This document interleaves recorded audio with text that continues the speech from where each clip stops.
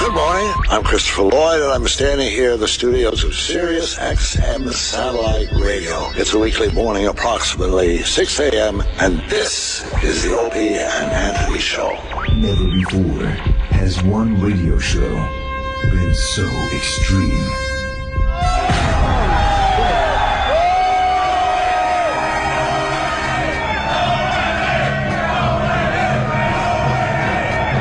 So vulgar. I'll fucking shove my face up a chick's ass in a second. Someone said we curse a lot, do we?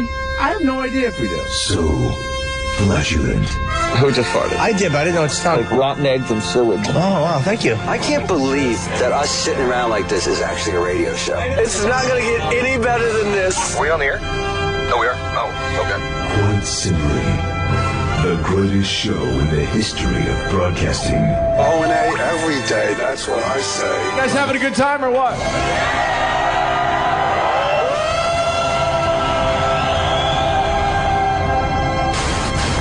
Rules are destroyed, and conventions burn to the ground. Would you like to make some fucking circus? With Opie, the Destroyer. I would eat Betty White's ass. She's 90, right? It doesn't smell too bad. Anthony, the Rage. Holy fuck, how much more fair you want it? Tired of these people up my ass all the time trying to get me to help. Fuck you! And Jim Norton, lover of the transgender. Every time a transsexual walks in the room, party horn should go off. Like, surprise! It's the Opie and Anthony Show. Strap in, dicks.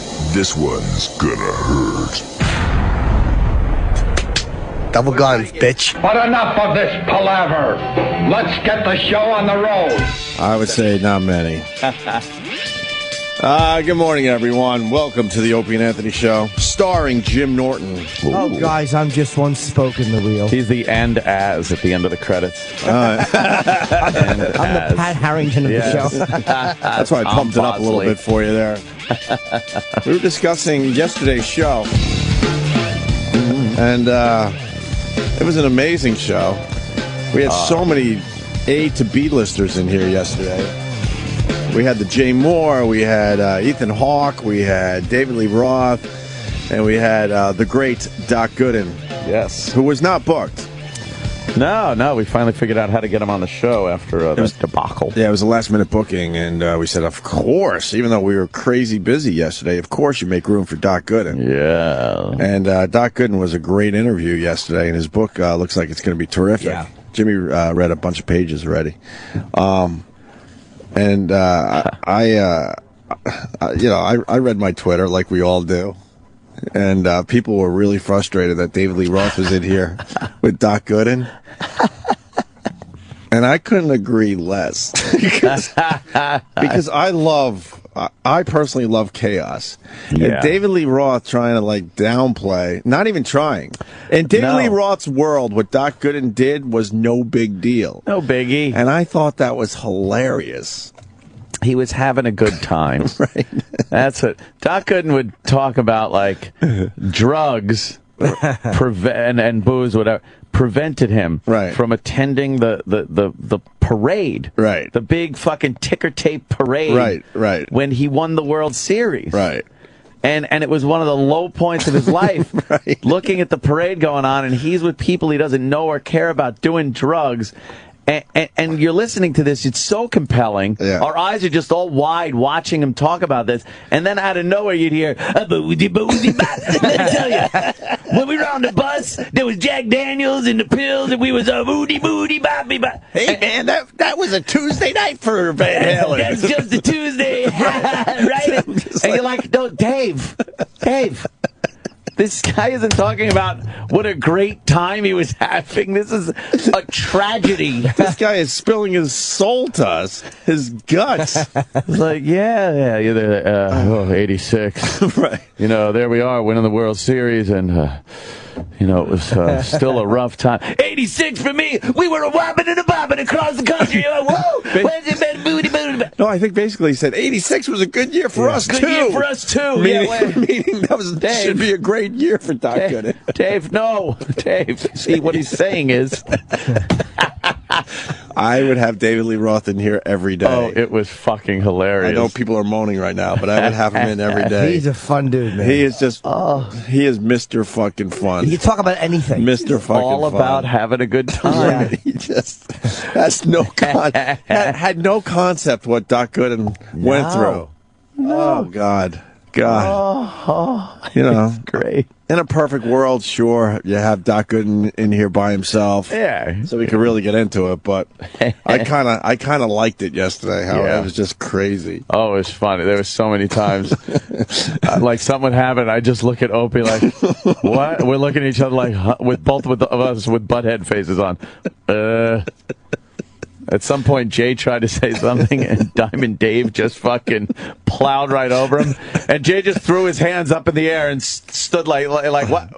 What happened? And we wanted to say to Jay, now you know how we feel. Oh shit! Because he's chaos too. Oh yeah. He's a guy. Here's a guy. Hey, well, here's a guy. No, we obviously love when Jay comes in. Yes, he might be coming back today. What a pisser, man. And then the listeners thought we were shutting out Jay on purpose. No.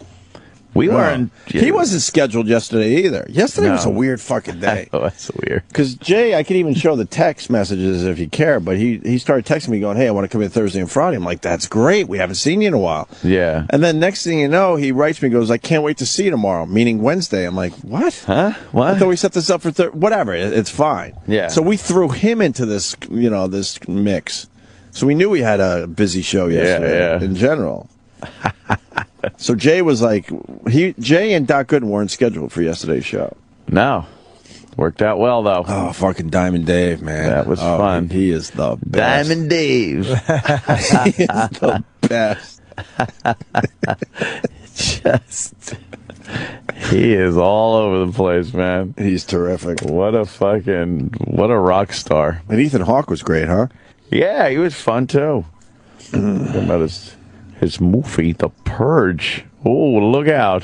Does that look good? That sounds pretty cool. Does that look good? Rotten Tomatoes is sort of like, I think it's starting to lean toward the Rotten Tomato category. I mean, come on. It's not the King's Speech here we're talking about. It's action. Oh, it's still 56, so is that fresh still? Yeah, Rotten Tomatoes, if you don't know by now, I think most people do. You want your movie to be a fresh tomato. Yes. Not a rotten tomato. Fresh tomato. And it's still in the fresh category at 56%. That should be fresh, yo. No, it's not. Uh-oh. Oh, what? I don't know what the percentage is that qualifies for fresh. Oh, but it shows rotten. I don't see a tomato next to it. It's not a 50-50. You see the splattered. I see rotten. Oh, you see the splattered green mater. Okay, so the movie has entered into the splattered category. I wonder what the percentage is. Maybe 60. Maybe. Yeah, because Epic is 61%. Yeah, probably 60 makes it a fresh, yeah. So that's right on the border of being a fresh. Yeah. I don't know, whatever. It's a good concept. It looks like a good movie. Yeah. You want today's Plugola?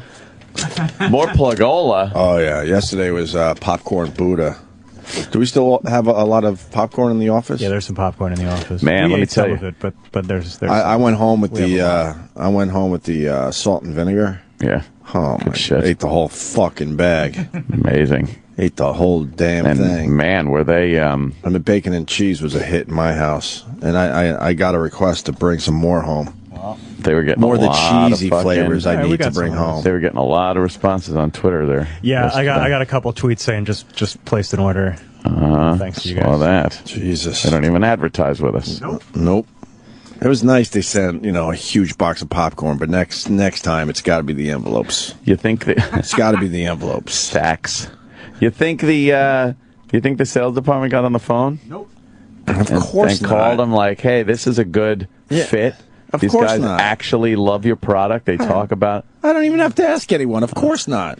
That would be what the proverbial no-brainer. That would be a no-brainer. Yeah. A company like that, I mean, they're out of Stroudsburg, but they do online business. Yeah. They probably could get a short run of advertising on our show, maybe a week to 2 weeks, and I think they would probably go for that. Yeah. But I guarantee no one made a phone call to them. No. I guarantee it. God.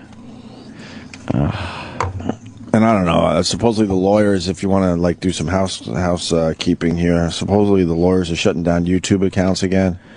Oh yeah. That's what I've been reading all night long. Why? All night long. Why? I don't know. You know. I didn't see that. Oh, so we got to talk to Baldy today about that.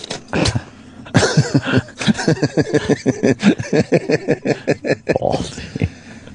Well, I have no respect for the guy. He tells me one thing. He says, supposedly they were going after people that are just putting full shows up on YouTube. Right. So I got the word out. I said, look, you know, I think they don't mind if there's a clip or two here and there, but if you're doing full shows, they're having a problem with that. Yeah. I did tell the underground people that. So if it's something different than that, then Baldy's lying to our faces. Well, that's what it was started as. That's what I heard. I don't know how it turned into that other thing, but... Well, the problem for us as a brand, you know, if you don't have satellite radio, you're really closed in, which is kind of strange because when we first got into satellite radio, we felt like it opened up the whole, you know, country to our show. But, you know, they're not really into the internet thing. No. So they're kind of closing us off. That's why we started that podcast, to at least get a taste out there for everybody. That. Yes. You know, because the online app is horrendous, I hear. I hear from the people every day. And, you know, they don't really understand the internet as a whole, this place. Is it amazing how much the online feed stinks? Like, every day. Every day there's a problem. We could talk about it every day.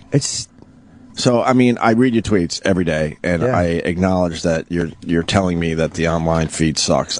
We don't know what to do. Yeah. We tell them all the time. Right. You know. And then they put video clips up there that get no action because they don't know how to work the internet. So we kind of like when some of our shit is up on YouTube because it gets out there to, you know, everyone else. The YouTubes. I mean, they're making it more and more expensive to get this service, so I think it's about $8,000 a year to listen to us at this point. That's fair. Yeah. Well worth it. Here's today's... I'm being told, by the way, that someone took it upon herself to call Popcorn Buddha from sales. Oh. Who might be related to one of our... well, she's a great salesperson. Yes, she took it upon herself to call Popcorn When Buddha. we talk about the sales department, I'm looking at you, sir. I'm not talking about her. Oh, boy. She's great. But her hands are tied because it's a shitty department. Well, I've told her she should run the department. I've told her to get ExxonMobil on this show and General Foods. I want those wholesome appetizers. I don't even know who's in charge of sales here. I don't know who's in charge of sales. I don't know who's in charge of PR. I don't even know who the CEO is. I don't even know his name. I just drift through existence here. Yeah. No, Hop in. I think it's a better way to be. Yeah, at this point. I started heading that way about a year ago. I think it's a better place to be. So you want today's plugola? What is it? Yesterday was popcorn. Yeah. Today it's an individual that gets the plugola. Now is this is entering a whole new realm. That's fine. Individual payola, what do they get? Payola/plugola. Well, I guess this guy just gets his Twitter promoted. Oh, so if people want to have their Twitter promoted, they send us gifts? Hey, man. You see what we got in front of us? Oh. You know how hard this is to get? I know. This is almost impossible to get, okay? Oh, my God. And I got one right in front of me for all of us to enjoy. That is right there. You want me to read the letter? Please. This guy actually typed out a fucking letter to Opie and Anthony and old Jimmy. Oh.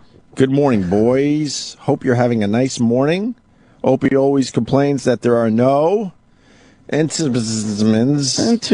That's how he spelled it. Entenmann's coffee cakes in his neighborhood. I decided to send you one because of the entertainment that you guys provide to me each morning. Wow. That's great. Please enjoy the ricin I've sprinkled on it. Oh, you don't think I checked the seal? Yeah, I checked all the seals. They look legit. Oh, man. You should not worry. There's nothing wrong with this cake was the next line. Gee. That means there's something wrong with the cake, right? Oh, no. But if you have doubts, I left you my address, or you could test this delicious cake on E-Rock. E-Rock, you want to be our food taster for the show? No, listener food is deaf. Why? Wow. because it's always horrible, and I don't trust. How is this horrible? Look, it does look a little. It looks a little greasy, like he had greasy hands on the cellophane. Nervous hands on this part. Yeah, I think that might be from the transit that it went through to get here. Yeah, you'd have a piece, wouldn't you?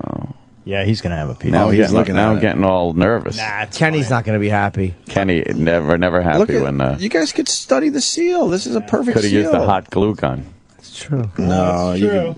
That's true. Are the perforations? Yeah, everything looks closed? good, man. Everything looks good. Now I'm not going to eat it. This thing is only $6.69, by the way. Really? Why can't we just buy one? Because we can't find them. How are they not findable? And then the guy says, I was in your XM studios when you were on 57th Street. I was responsible for bringing you the world's most positive cab driver. But Jimmy brought him. Well, I mentioned him, but that guy might have brought him in. I had taken his cab, Paul, I think his name was. Oh. And and listened to his drivel. We hated him. He's just a weird guy. Do we have a clip of him? He was awful. He gave Jim a card too, right? Yeah, and you know what? That might be how we got him. But he gives out your card. Hi, I'm the world's most courteous cabbie, and I love doing my job. And he had like a red, white, and blue tie on, and he fucking drives with a hat, like a chauffeur. Yeah, but you realize he's in a yellow cab. He's a crazy person. He was nuts, but he was a nice man. He was so hateable. And either one that isn't yeah, he got remoted. One of these Indian Sikhs that drives a cab. They're crazy people. No, the white. Oh, what'd you say? White cab drivers. Are way crazier than any other. Other cab driver in New York City. They're rare, but if you get a white guy, you wonder right away what happened to your life that you're driving a cab. Because if you come from another country, you know, being a cab driver seems like the greatest job ever. Yeah. But if you talk to those guys, they drive for 12 straight hours every day, 7 days a week, and then you learn they have families and stuff. It's like, when do you sleep? It's a horrible job, and they're making it worse and worse for these guys in New York City. I can't really have sympathy. I drive amongst them, and all I want to do is ram them off the road. Oh, are they just pieces of shit out there? Yeah. No courtesy whatsoever. Enjoy the treat. Thanks for the laughter all these years. Sincerely, Arcady T. And his Twitter is @off_duty. Arcady T. Sounds like a fucking, like one of those, what do they call them when the words are all scrambled? Acronym?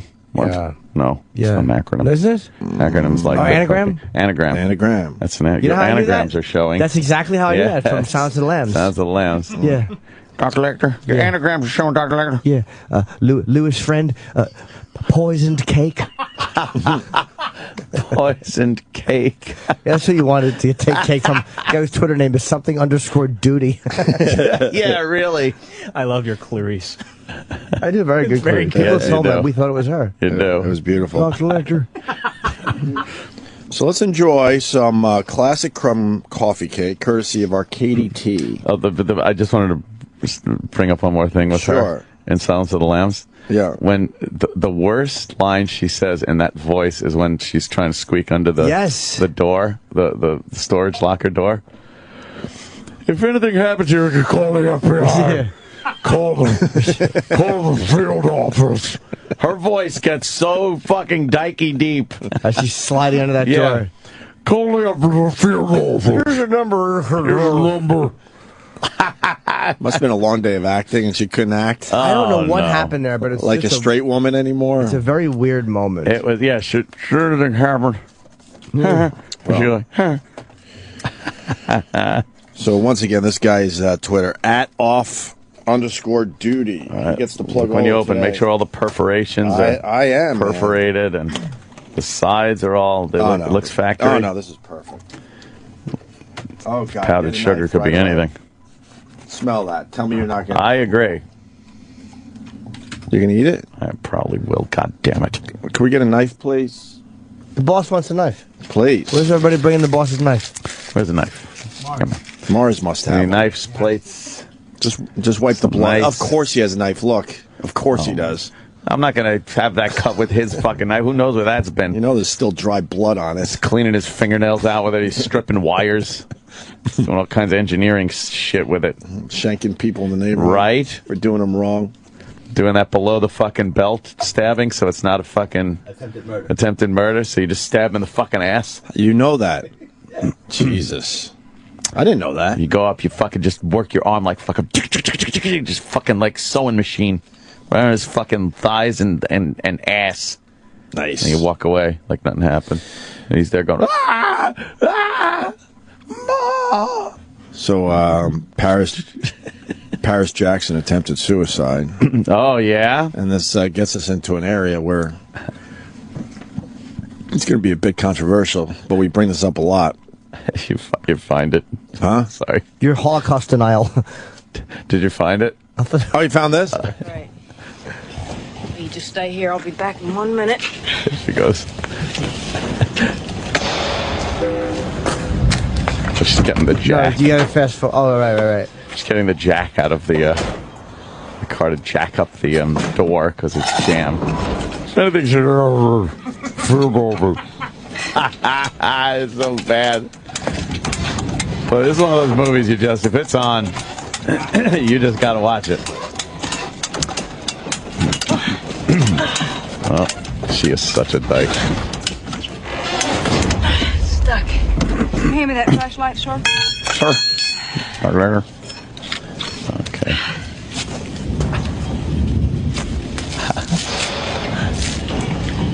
Oh boy. Here we go. If this door should fall down or anything else, this is the number for our Baltimore field office. Now they know that you're with me.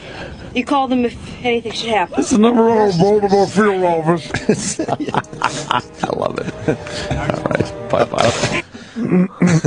A bit exaggerated on your part. Yeah, but when you're watching it. I remember that. Yeah. I knew exactly the line he meant. Baltimore field office. Every bit of fucking whatever lady-like things she had in her voice went away. Yeah.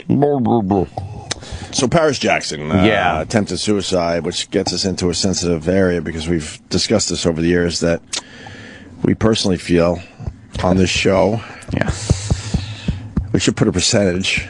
Oh, I would love to hear a percentage of this. No, we'll just put a percentage to save our own asses. I think over 90% of the people that slit their wrists are not trying to kill themselves. Because if you're really trying to kill yourself, there's so many other ways to do it. I think it's higher than 90. I know. I'm just trying to be nice. Yeah. I was going to say 99%. It's more you're screaming for attention.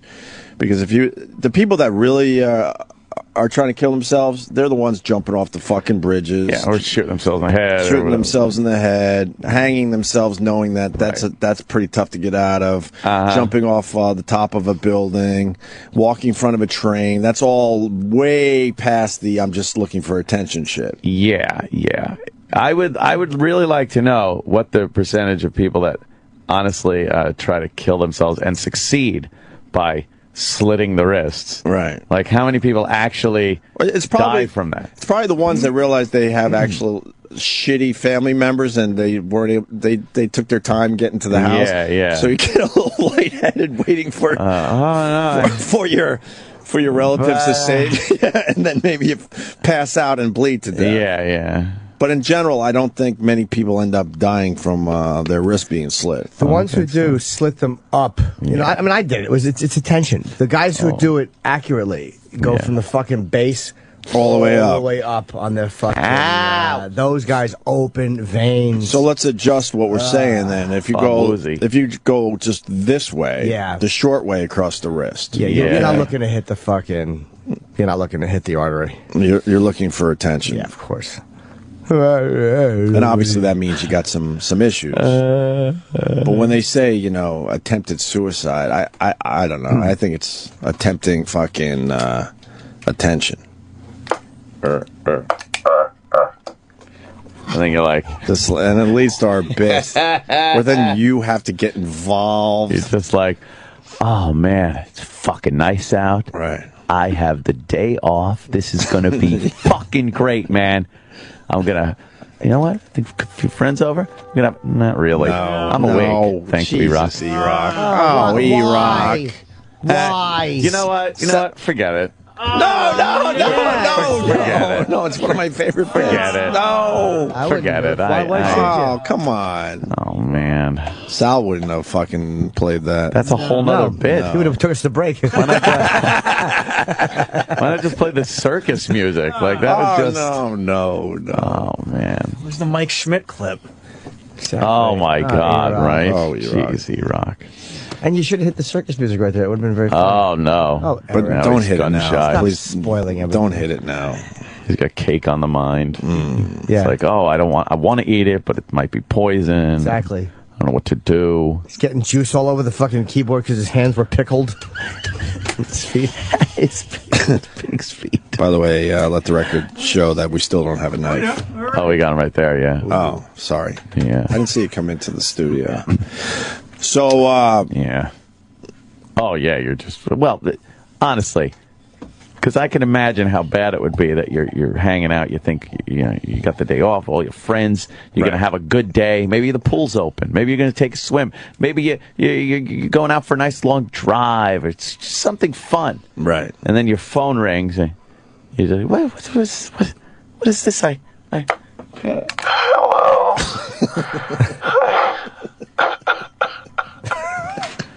Hello? What's the matter?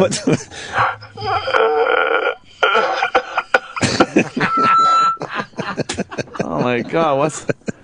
Who is that? You're looking at your watch now, like, what time is it? Who the? And all of a sudden you realize there's going to be a problem. What did you do? What do you do now? I don't want to live anymore. Fuck! Here goes my day. Fuck! This is the whole day. And don't lie to yourself, motherfucker. I know we're talking to people where this has happened, and the first thought is, "Fuck! Here goes my day." All right, what did you do? Tell me what you did. I cut my wrist. I just want to die. You fucking piece of shit. Beautiful day. Now I got to drive over there. Oh my God. How bad is it? How bad is it? It's just blood everywhere. I'm seeing blood. There's blood. I just don't care. If you didn't care, you wouldn't fucking have called me. Right. Fucking call me and I'd be out fucking hanging out, having a good time. You piece of shit. Are you getting woozy? Are you getting woozy? This is the first number I saw to call on the phone. Just forget it. Forget I called. I'm hanging up. I just tell you. Forget it. Enjoy your life. Have a good life. I'm just kidding. Can you wrap something around it? I'll be right over.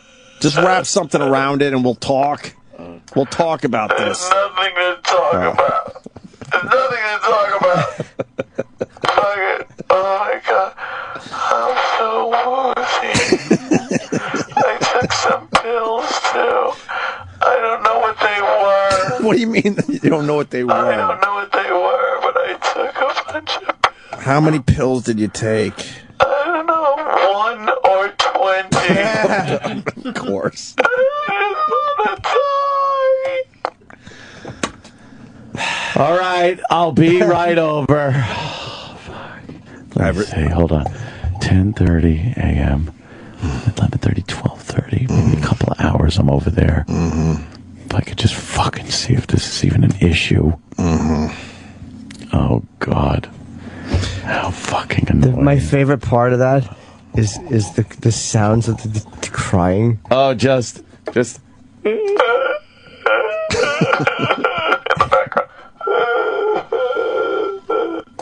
No, stay on the phone. Stay on the phone. Don't. I just don't care. No one cares about me, so I'm not going to care about me.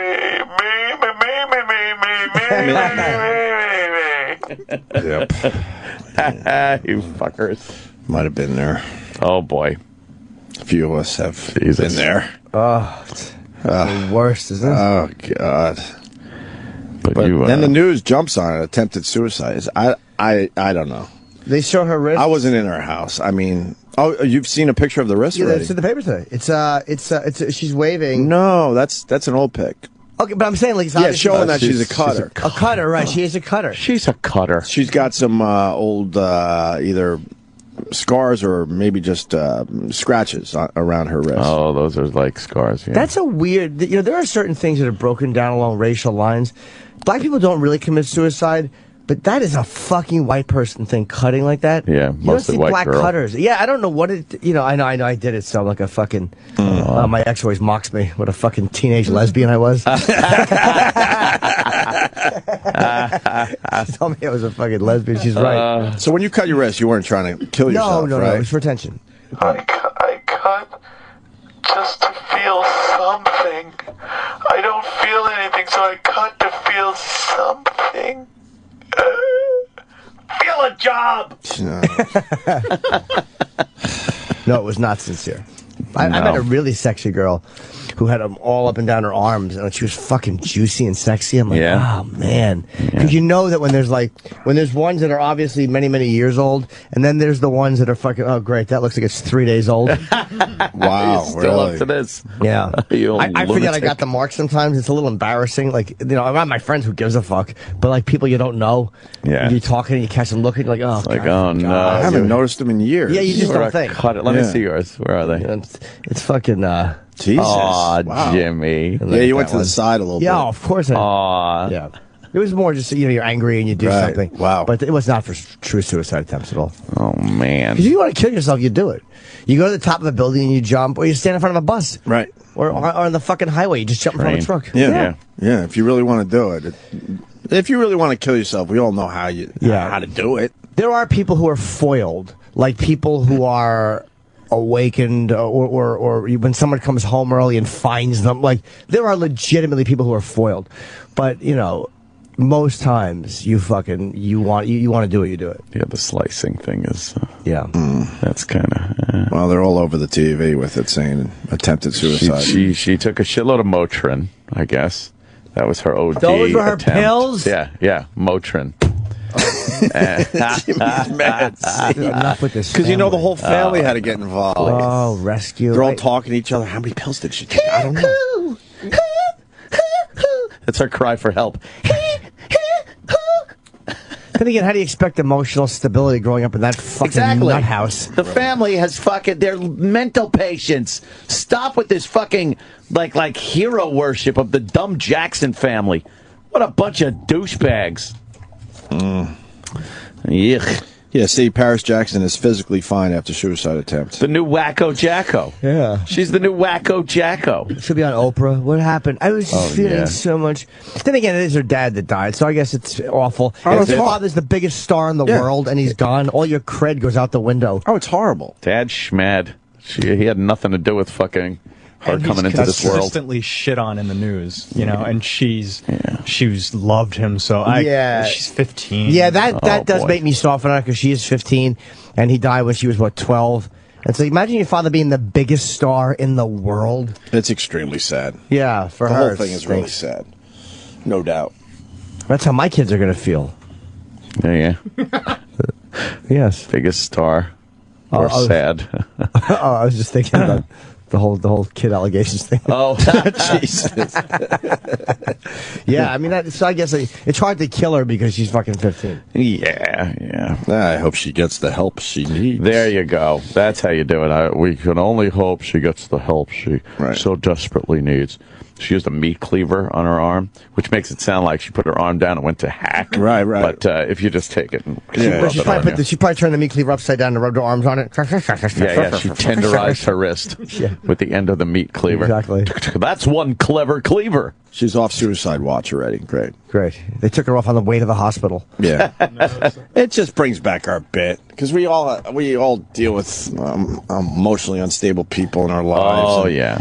How it just ruins your day or your weekend. Just throws a fucking monkey wrench into everything you wanted to do. Right. It's terrible. And I know it sounds harsh, but that's the reality of it. Oh, none of us want to deal with this shit. Oh, I'm having a fun. You're skipping through life. Hey, this is great. Right. Oh, who's this on the phone? Right. Oh, what's this? Oh, fuck. I get my mom calling. Yeah. In complete emotional breakdown. Oh man. Crying. That's how the phone call starts, and I obviously know it's her, and then I have to play my part. What's wrong? But she hears like my teeth clenching. She goes, yeah. What's wrong? Oh, forget about it.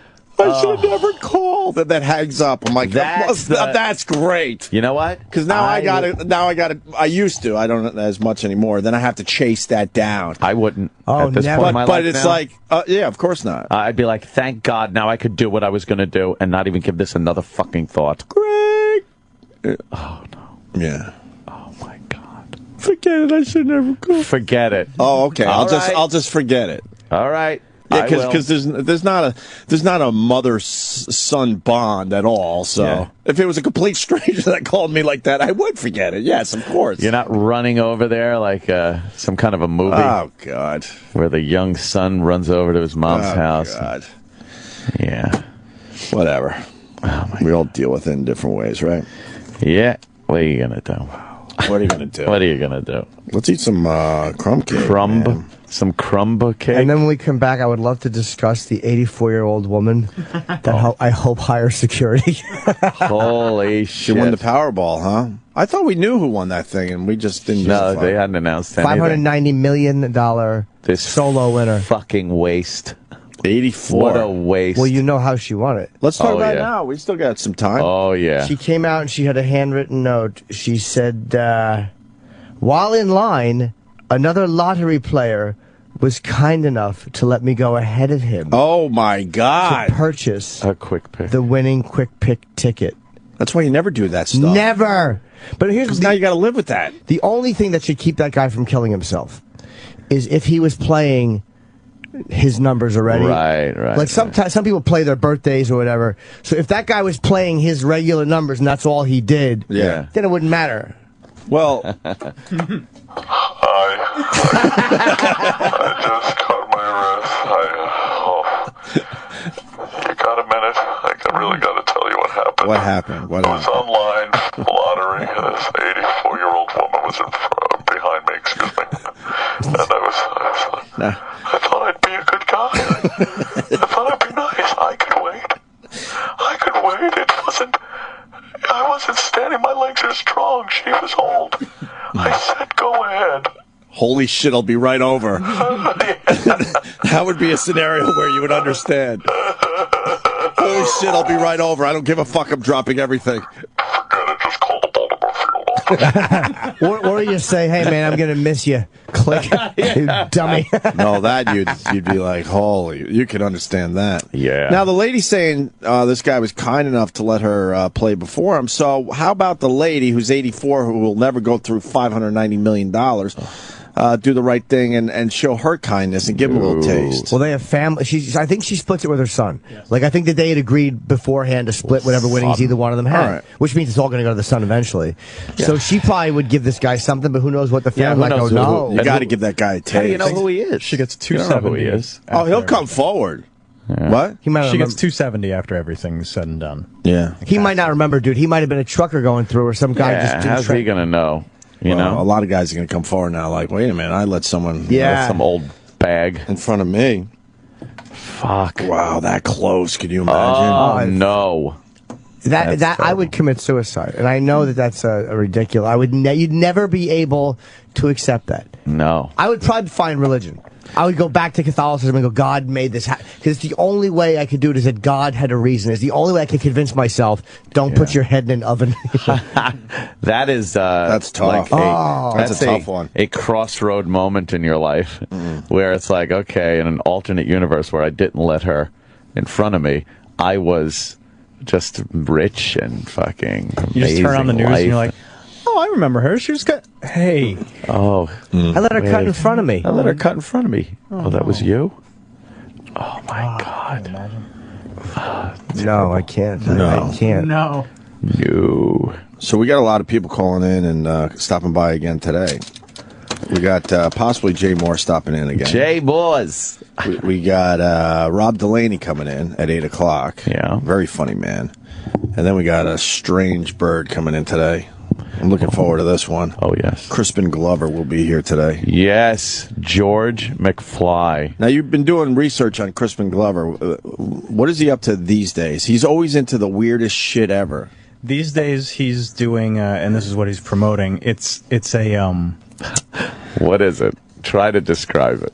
I think it's a movie and a talk and a slideshow and some slideshow books. I'm really not sure. I know. I read this and I was like, I don't know what this is. I haven't been, so I can't say what it is, but I know that he does a slideshow presentation where he talks, and then I think there's a film afterwards. I don't even know what this is supposed to be. It's called It Is Fine, Everything Is Fine. To get by. Which is the second movie that he's done. It's at the first movie was called What Is It? Right. And what was that about? I don't know, but I think it is fine. Everything is fine. It's at the Museum of Arts and Design. I would go to this. How do we? Oh, yeah. And then it's described as Crispin Glover's Big Slideshow, which is a 1-hour dramatic narration of 8 different profusely illustrated books. Yeah. And then I think what does that mean? And then I think he shows the movie. From what I understand, he's written books, right? But he's not so much written books as he has taken really old public domain books and rewritten them. What?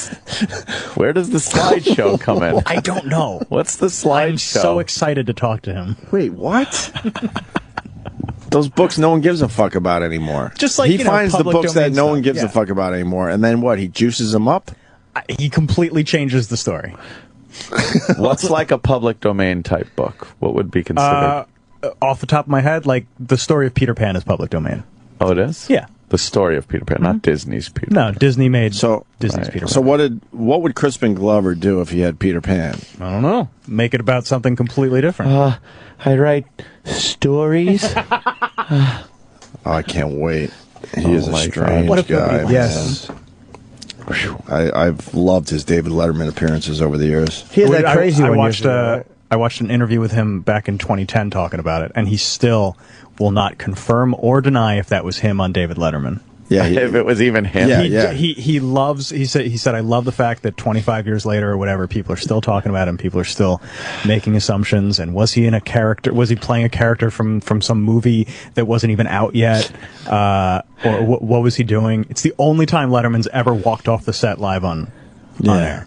He was fucking zooted. You think so, Chip? What was that appearance about again for the people? What did he do? Yeah. He was wearing a wig and platform shoes, and like he did this like huge kick towards Letterman's head, and then eventually Letterman's just like, I'm gonna go check on the top 10 list. And, has he been back on since? Yeah, he was back on like 2 or 3 times. Oh yeah. Yeah. Yeah, they've always been and he great. still won't say whether or not that was him. He collects a lot of weird shit too, right? I remember he was into like collecting skulls or something. Really? Yeah. He was in Willard. Oh wow! The remake of. I liked the remake. Okay, I liked it. Yeah, he was. Oh, you guys want to watch a clip of a performance of the book? Yeah, yes. Please. Quickly. Let's see.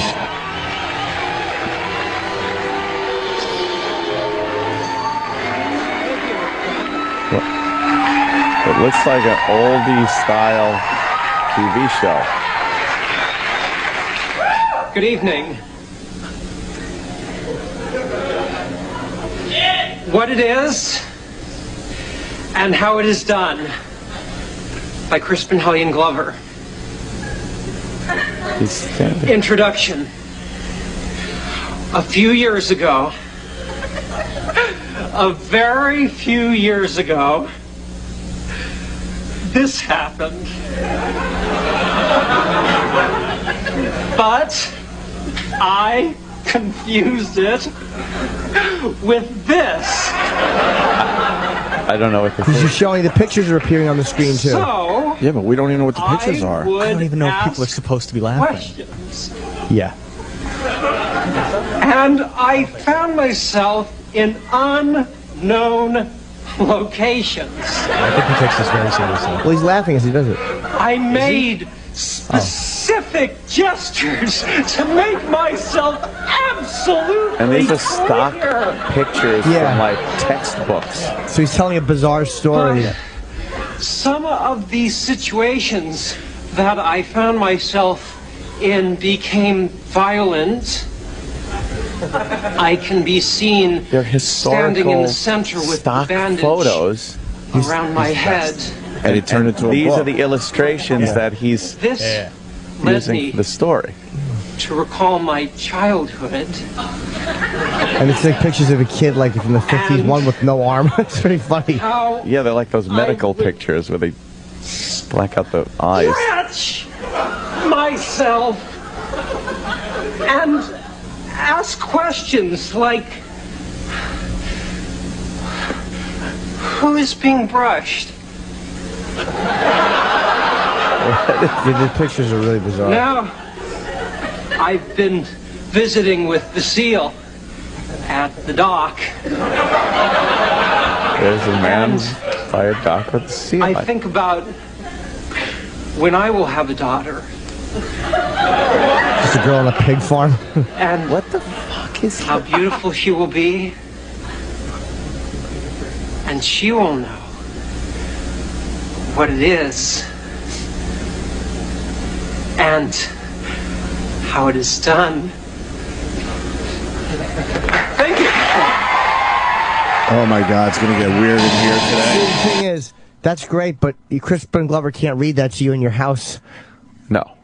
So you have to read it and just picture him reading it. Yeah. It's impossible to watch him without thinking of George McFly.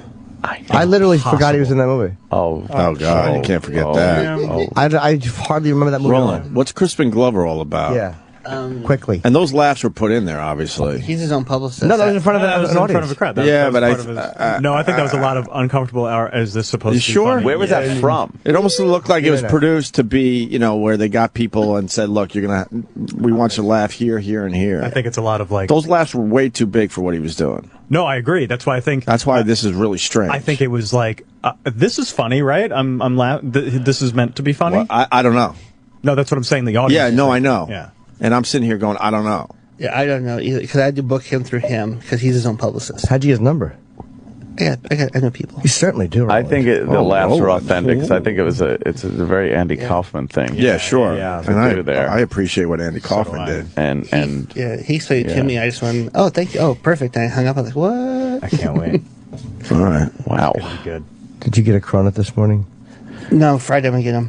Fuck the cronuts already. I agree. Sunscreen. There was a thing that said cronuts are very bad for you. You think? In the paper, very bad for you. Oh, I can't wait until something really bad comes out about cronuts and that guy can't sell his fucking shitty cock Done. dessert anymore. Right. It's supposed to be like the highest calorie.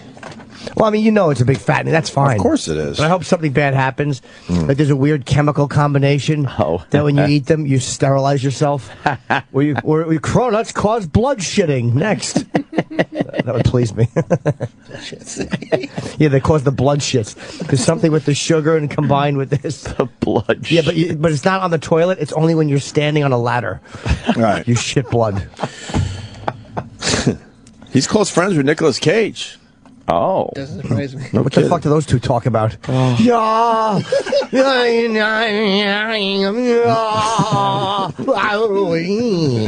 The seal at the dock. Yeah. Roland, can I go to this thing? Yeah. I would love to check this out. Yeah, I'll ask him for. Yeah, he invited. He goes, once he's there, he'll tell me to get started. So here is what it is. This is what I've so far been You able want to the description? Well, we heard it. We heard the description when. Not really. When There's Travis said, there's an official description. Did you read the whole Of course I did. about the horror film and all that? Well, I think what you're going to see is Crispin Glover, live in person. Yes. Right. The slideshow are the pictures, that he's referencing from the book. And he These are tells just these old stories pictures from old books, and by the pops way. up old pictures on the screen, Yes. and that's what you'll be seeing. And then his movie. And then his movie, which is a movie of what? Well, the movie, I think it is fine. Everything is fine. Is that the movie? Yes. Okay. And so to there's my knowledge, that is the second movie of a trilogy. Shit. Much like Back to the Future. This is the description of the movie, I think. Except he's in all three of them. Although right. Paul's speech is unintelligible to us, each of the women he meets understands exactly what he says. They often find him wildly attractive. This is Paul's fantasy, of course. And what he is saying within it is painful, honest, awful, and makes It Is Fine as much a psychological horror film as it is an exercise in midnight movie madness. I don't get it. What is it? He's also said, I read an interview where where he was asked, what's the bad, who's the antagonist in It Is Fine? And he's not one of those guys that likes, to point out, what is bad. He thinks that's very corporate and very, that's the Hollywood wants you to know exactly this is the bad thing and this is the good thing. He doesn't do that. No. All right. So, it's gonna be great. All right. Oh, before we go to break, we got a clip from Mr. Imus's show. Oh, Mr. Imus. Now, what does Mr. Imus say? You're laughing, right? I know. I don't know what it is. Well, for one lousy fucking day, I thought I was special. One lousy fucking day. Oh, no. One lousy day, the Opster thought he was special. I think I can guess what it is. Turns out, oh boy, I'm not special at all. Not even close. They're stock cards. What? Shut up. Want me to just play the clip? Please. Okay. Just keep that in mind. For a day, I thought I was special. Yep. So I got back to the office here in New York. First time I went in the office was, I think, on Monday. And there's a gift. Oh, boy. What's going on with Imus? We haven't heard him in a while. It gets worse. Really? I went back to the office. There's a gift. He needs air. It's like he's... Yeah, that feels like... fuck. Oh, come on, Don. A gift from Paul Anka. Oh. Who was a guest on a program with his book. From a place called Gary's in Beverly Hills. Paul, this devoted fan who listens to me religiously, sent me a brandy decanter. And also said, give my regards to Charles. Oh. And a set of 4 double old fashions. I just got the exact same fucking gift as me. Same gift. So there was no thought in it. It's the same thing. It's the exact same fucking thing. He got a bunch of these. Which you would have got too, but you weren't here that day. Yeah. And he had them sent out to all the places that he's been pushing his book. What an idiot I am. Do you think the note's handwritten or someone writes it for him? I'm betting that's his secretary. All right. Or photocopy machine. I'm bringing the decanter in tomorrow. I'm fucking giving it away. Fuck Paul Anka. Why would you give it away when you could smash it? Yeah, that's so hack. You know what? That's what somebody else wanted to do. But it's hack. It's hack when there's now no at this reason point. to. But you have a reason now. I really thought I got a special gift from Paul Anka with a handwritten note, and it turns out he gave these things out all over the place. When do we analyze it? Huh? Do you want us to call Imus and see if you guys could talk about your gifts? Sure. What did he do wrong when you think about it? He just gave 2 gifts to people. Nothing. You guys aren't dating him. It's the exact same gift. Who cares? He didn't buy you the same roses he bought Imus. That's the same fucking gift. And he probably got a whole bunch of them for other people that we don't even know about yet. Yeah. I don't feel special. I want to feel special for one fucking day.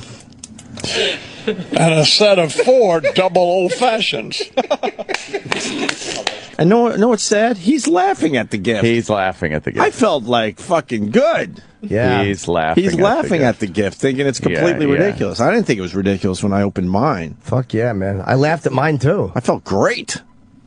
My cologne. You got cologne. I did. Do you think maybe like fucking McGurk got some cologne? No. No? No, why would you give McGurk cologne? He sits in that weird little area like a fucking creature.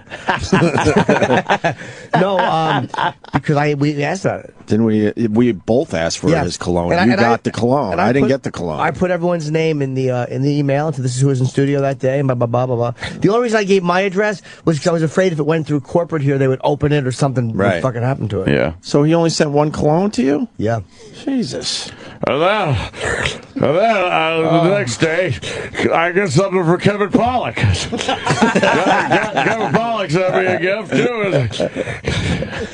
That's a good Imus hand. Fuck, man. Oh, he's fucking wheezing, though. You got to change your Imus impression again. It's like every month or so, you got to change it a little. What was he going through? What kind of cancer did he have? He had the prostate, right? Oh, prostate, okay. But Do you think I that's don't from the know. chemo or no? Something's going... No, last Is time... he over it? Look, man, I think we said it already, so fuck it. Last time I talked to Imus off the air, he said he wasn't fucking going through the traditional treatment. Oh, okay. He said he was just going to ride it out. Yeah. Didn't he say that? I think you were there for that one, right? Wow. I'm sorry maybe, I said that. Maybe he changed his mind. I don't know. Yeah, because that's such a fucking... That's what Steve Jobs did. He went the natural route like an idiot, and he should be alive today. He absolutely could have beaten that cancer. But no Coke spoon? Yeah, exactly right. So I was going to bring it in and smash it with a sledgehammer. But my wife wouldn't let me because, let me. Because I'm pussy whipped. You know how funny it would be to see Imus smashing something with a sledgehammer on Fox Business? He wouldn't be able to lift it up over his shoulder. How is he going to smash it? He's just a jerk. He is a jerk. Why do you want to smash it? Yeah, look, there's a different reaction. I felt like $1 million that day, and he right away knew it was a stupid fucking gift. Did he have a bad appearance on Imus? No, but later on in the clip, you'll hear. All right, let's keep going. He knew he. Well, let me.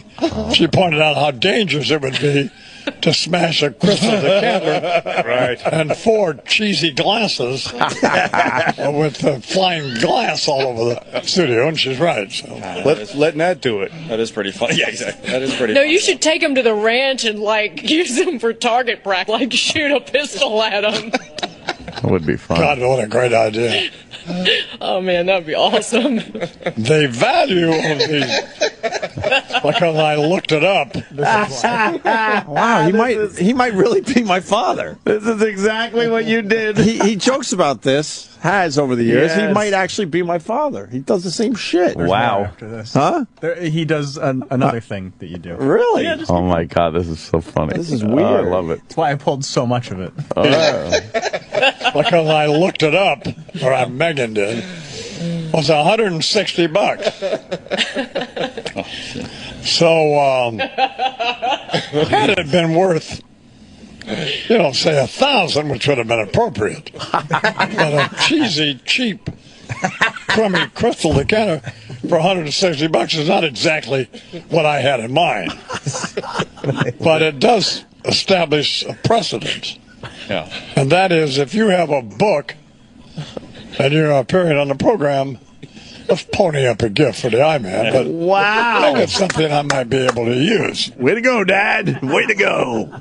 Fuck yeah. Shit. A cheesy gift. $1,000 Which should be would have been appropriate. appropriate. It makes me laugh. Oh, that's hilarious. Fuck. Fuck, that gift is useless. Yep. It's taking up space in my getting smaller apartment. It's like spam, his gift. That's what you got. You got something that he gave no thought to. He sent it out to everybody that he's done an appearance on. I want to find out if there's anyone else. You think Scott Shannon has one? He was on the show. Yeah. And did they get that crystal decanter? Yeah, let's do this. Who that we could talk to? Right. Has he been on? Check that out. Someone look into that. So I'll save the handwritten note, even though I don't believe that's even...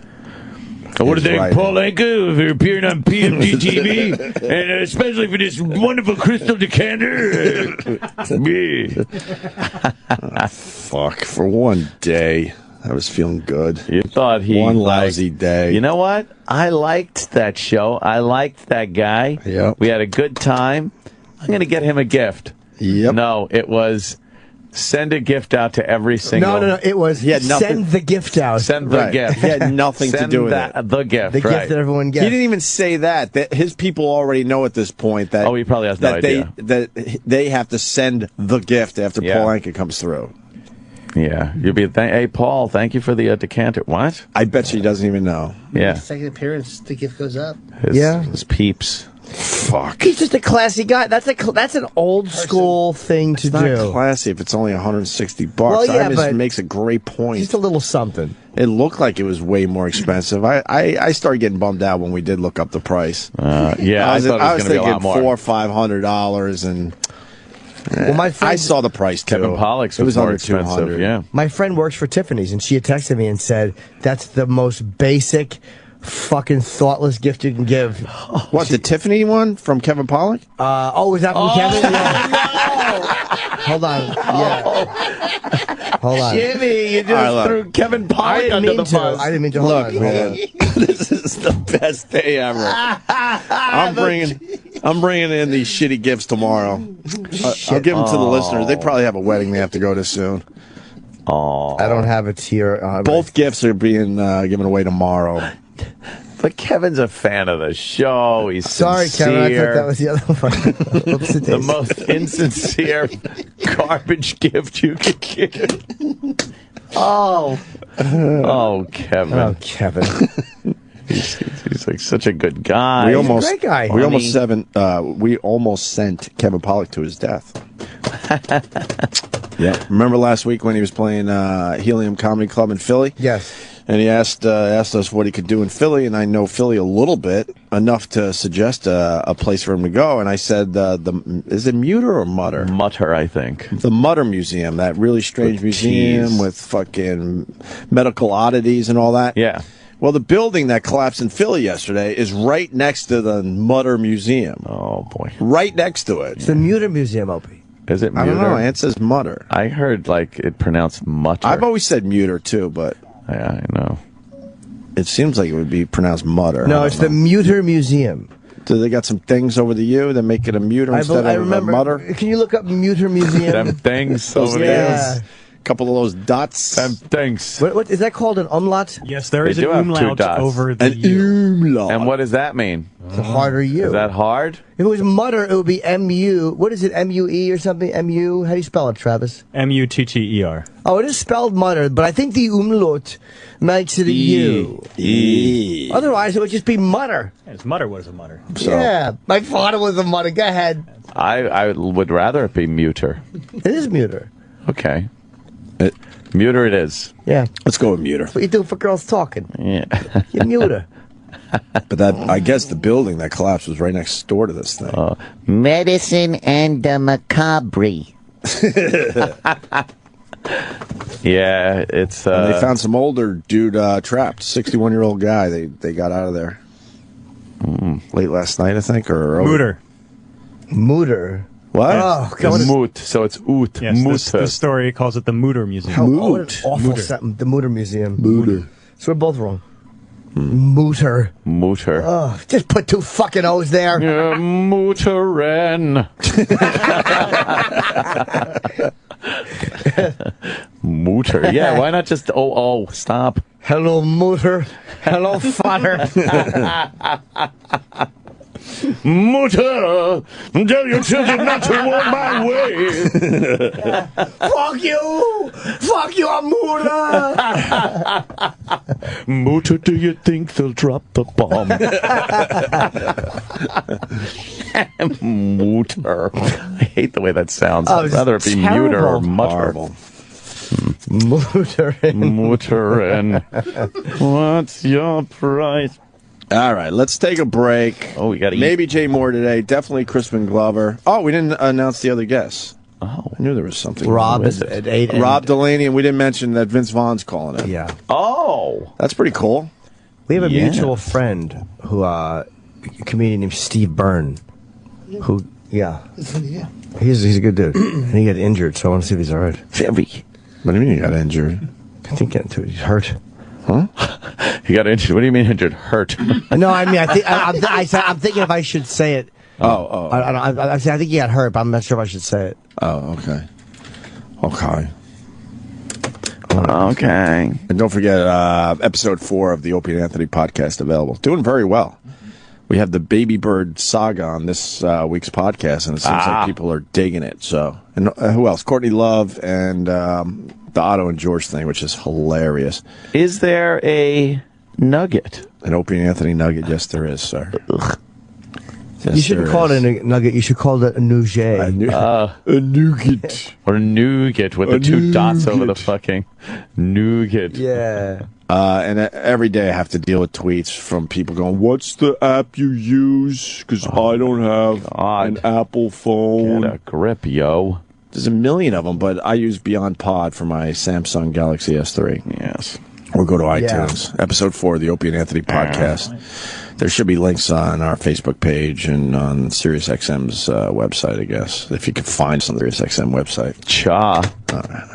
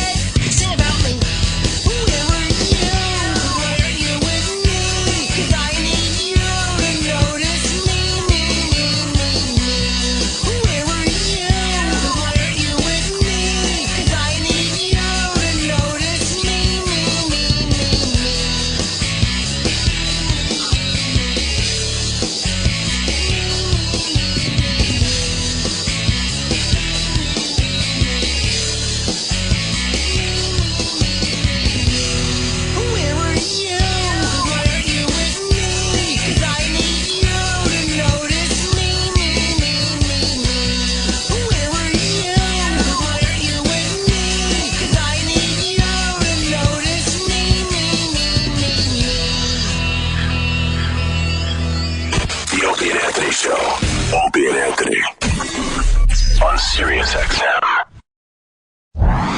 The Opie and Anthony channel. Oh, yeah! On SiriusXM.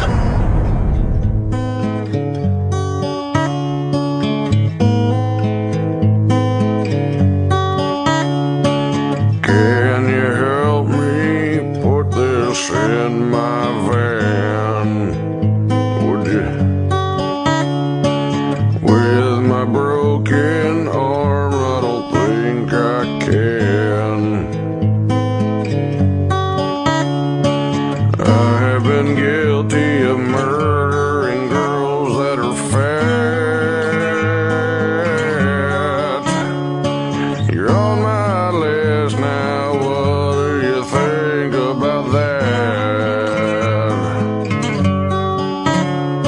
You're down in a hole, yeah, and I'm in control. You're down in a hole, 'cause I hate my pole.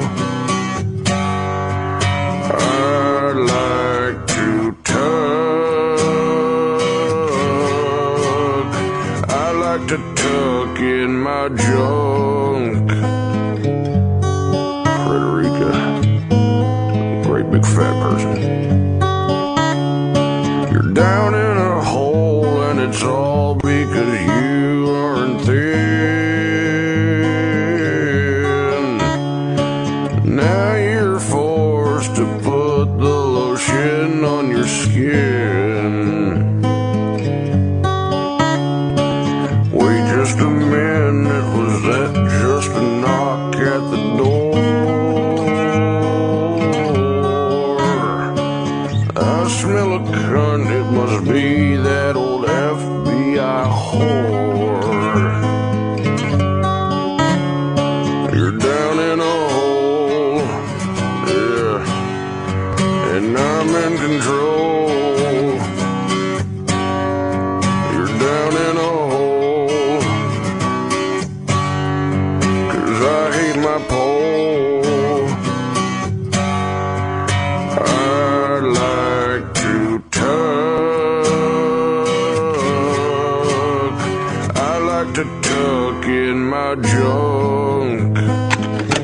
date is October 11th, 1983. It's 7:18 p.m. Detective Club Soda with self-professed organized crime soldier Lyle Chipperson. Okay, Lyle, you're requesting placement in witness protection. What kind of information do you have for us? Yo, I'm in the mafia. Don't even fuck around with me.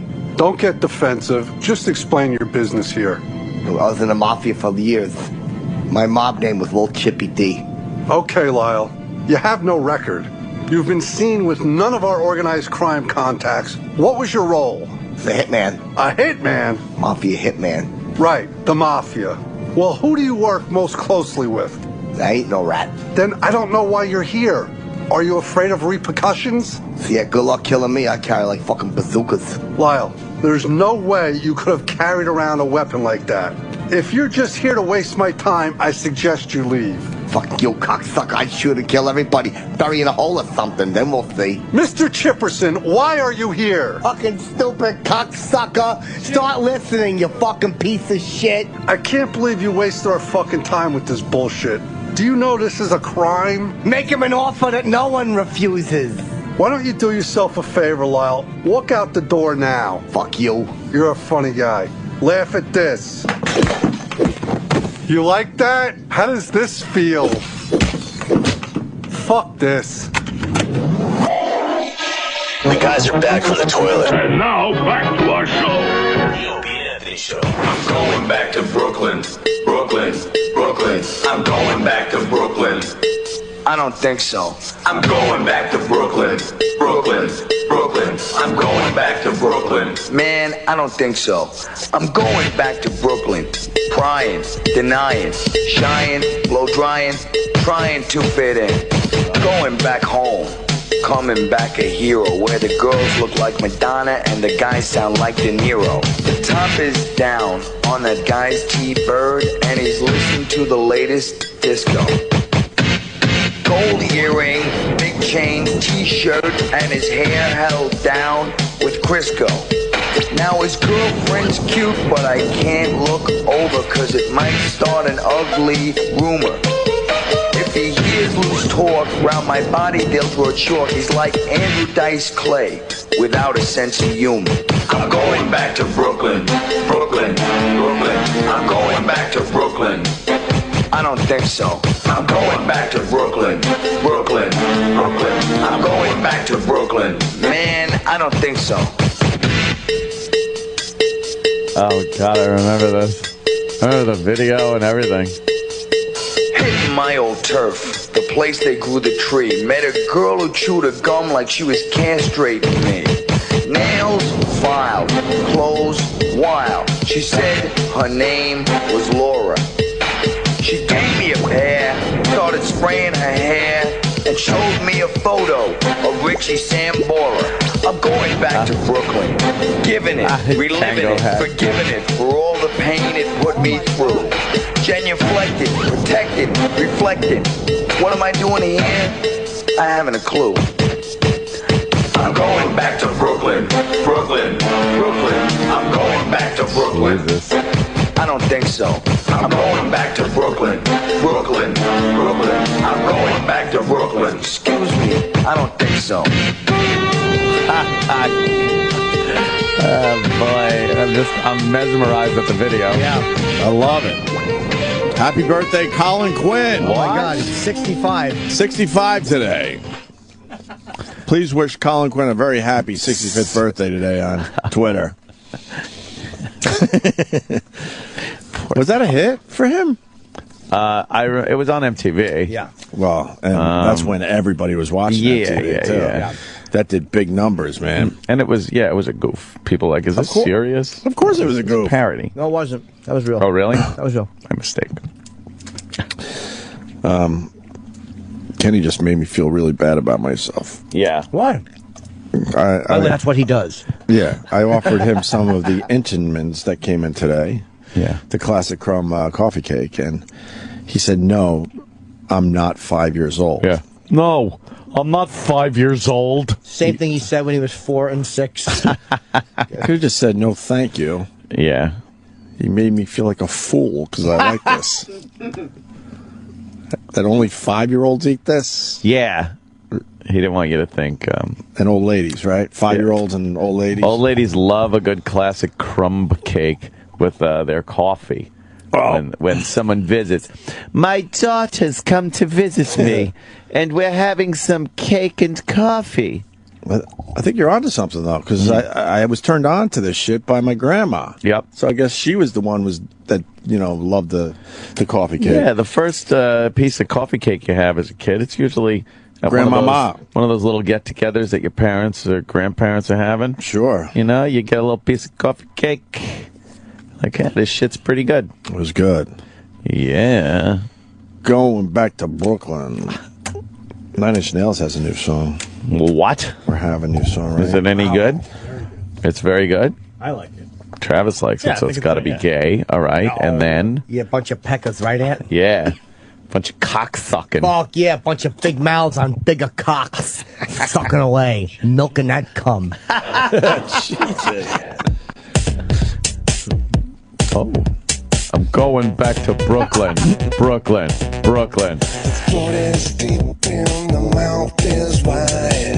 I like it. It's pretty cool. That's I it. like it a lot, man. Short. Good for 9 Inch Nails. An exclusive. Came Back Haunted is the name of the song.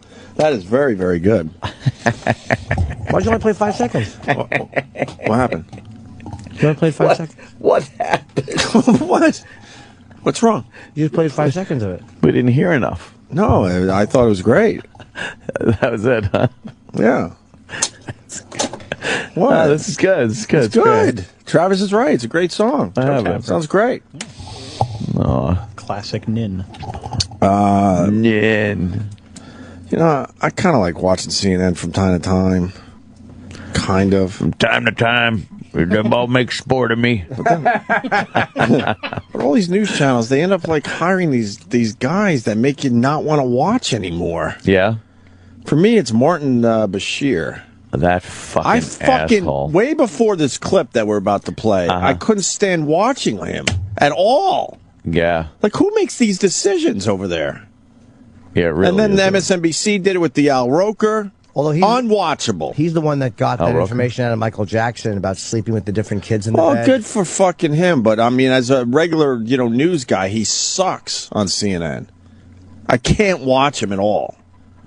What did he say? Did he say the IRS is the new nigger? Is that what he said? Yeah, on his yeah. blog We or got the something? clip. Yeah. He's got, he said it yeah, verbally. he's Okay. got the whole reason why Let's see if he he's thinks. fired. No, he won't be fired. Despite the complete lack of any evidence linking the president to the targeting of Tea Party groups, Republicans are using it as their latest weapon in the war against the black man in the White House. Shut the fuck up. This strategy is nothing new, and it was explained way back in 1981 by Lee Atwater, who was Bush 41's chief strategist. In a tape recording, Mr. Atwater revealed how Republicans evolve their language to achieve the same purpose. He said, you start out in 1954 by saying N-word, N-word, N-word. N-word. By 1968, you can't say N-word. That hurts you, backfires. So you say stuff like forced busing, states' rights, and all that stuff, and you're getting so abstract. Now you're talking about cutting taxes. We want to cut this. Is much more abstract than even the busing thing, and a hell of a lot more abstract than N-word, N-word. So this afternoon, we welcome the latest phrase in the lexicon of Republican attacks on this president, the IRS. 3 letters that sound so innocent, but we know what you mean. Oh, it's so fucking far. The IRS was doing this, you dumb fucking IRS. They were, but that he didn't. The way he said that is he didn't say what they said. He said he didn't say what they said. He's saying that IRS is just another code word that the Republicans are using, like when they say forced busing and things like that. That just mean nigger. No, but I mean saying the way it was written up, it made it look like he actually just said the IRS is the new nigger, but he didn't. I mean the way he phrased it, right, was from a train of thought, nowhere near what they said it. They're completely far-fetched. And I think he's misquoting. He could be misquoting Atwater because, like, not misquoting him, but misquoting his intention. Like, because was he saying this is what we're creating? You can't say nigger anymore, so you got to say that. Or was he just kind of saying that's the logical progression of how things happen? Right. But his point is completely ridiculous anyway, because it's not like they're making things up. It's been acknowledged. Yes, the IRS did target conservative groups when these groups would go for a tax-exempt status. They let through liberal groups without any issue, and conservative groups had to wait, put them on these endless waiting lists, ask them questions that they never asked the liberal groups, things like this. So it's not like this didn't happen and they're trying to make a new way to say it's ridiculous. And as far as being an attack on the president and no evidence linking it to the White House, sure. At this point right now, there isn't. But the White House is the leadership. Yep. And that is what is supposed to make sure things like this don't happen. It wasn't a rogue IRS agent. This was a concerted effort by the Internal Revenue Service to fuck with conservative groups. And as the president, regardless if it goes right up to you and has your signature on it or not, you're the guy responsible. And that's something that this White House and president have amazingly steered clear of every controversy and scandal and cover-ups, if you want to talk about that with Benghazi. They're amazing at doing that. Look at this fucking... How does fucking Holder still have a job? How did this fucking Rice get appointed head of the fucking president's, head of security, national security? This is unbelievable. You think Eric Holder keeps his job? Yeah, because he's black. But how does Eric... He's black. Eric Holder is a fucking snake. Yeah. He's a snake. I believe he's perjured himself. Yeah. And, but because they're black, this will not fucking affect them. You can't jump on them because you get people like this asshole that then brings the race fucking angle into it, which has nothing. The IRS scandal has nothing to do with race. Nothing. That is really enraging that the president is involved in scandal like every fucking president winds up in. Yes. And this cunt, Martin Bashir, and he is a cunt. Oh, sure. Makes it look like it's because there's a black man and the white.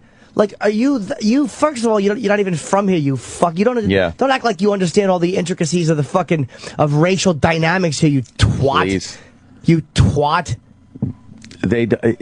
Anytime you disagree with this president and his policies, it will always come back. Somebody will always tag it as you're being racist. You are. You don't like the fact that there's a black man in the White House. They never just say, well, that guy, I guess, doesn't agree with his policies. He thinks they're bad for the country. But no, they always want to pull the fucking race card out when they don't have an argument on the other side. And that way, it cuts the argument. It turns it into something else. Yep. Now you can't discuss the issue because obviously you're a racist if you discuss it. So, yeah, he's an asshole. Where's he from? England? I don't know. Great time they're having over there with their fucking racial diversity, huh? But that's the thinking over there. Well, it's like that's the thinking. What he just said. This fucking irrational. They're worse there than we are here with being PC. Terrible. They're the worst. The first thing that fucking twat, what's his name, Cameron says, oh, it's not all Muslims. Shut up. Yeah. Who cares if it is? They're the ones identifying themselves as they're doing this for fucking Islam. Yeah. They act like the rest of us are going, it's Islam. You know why we say it's Islam? Because they say it.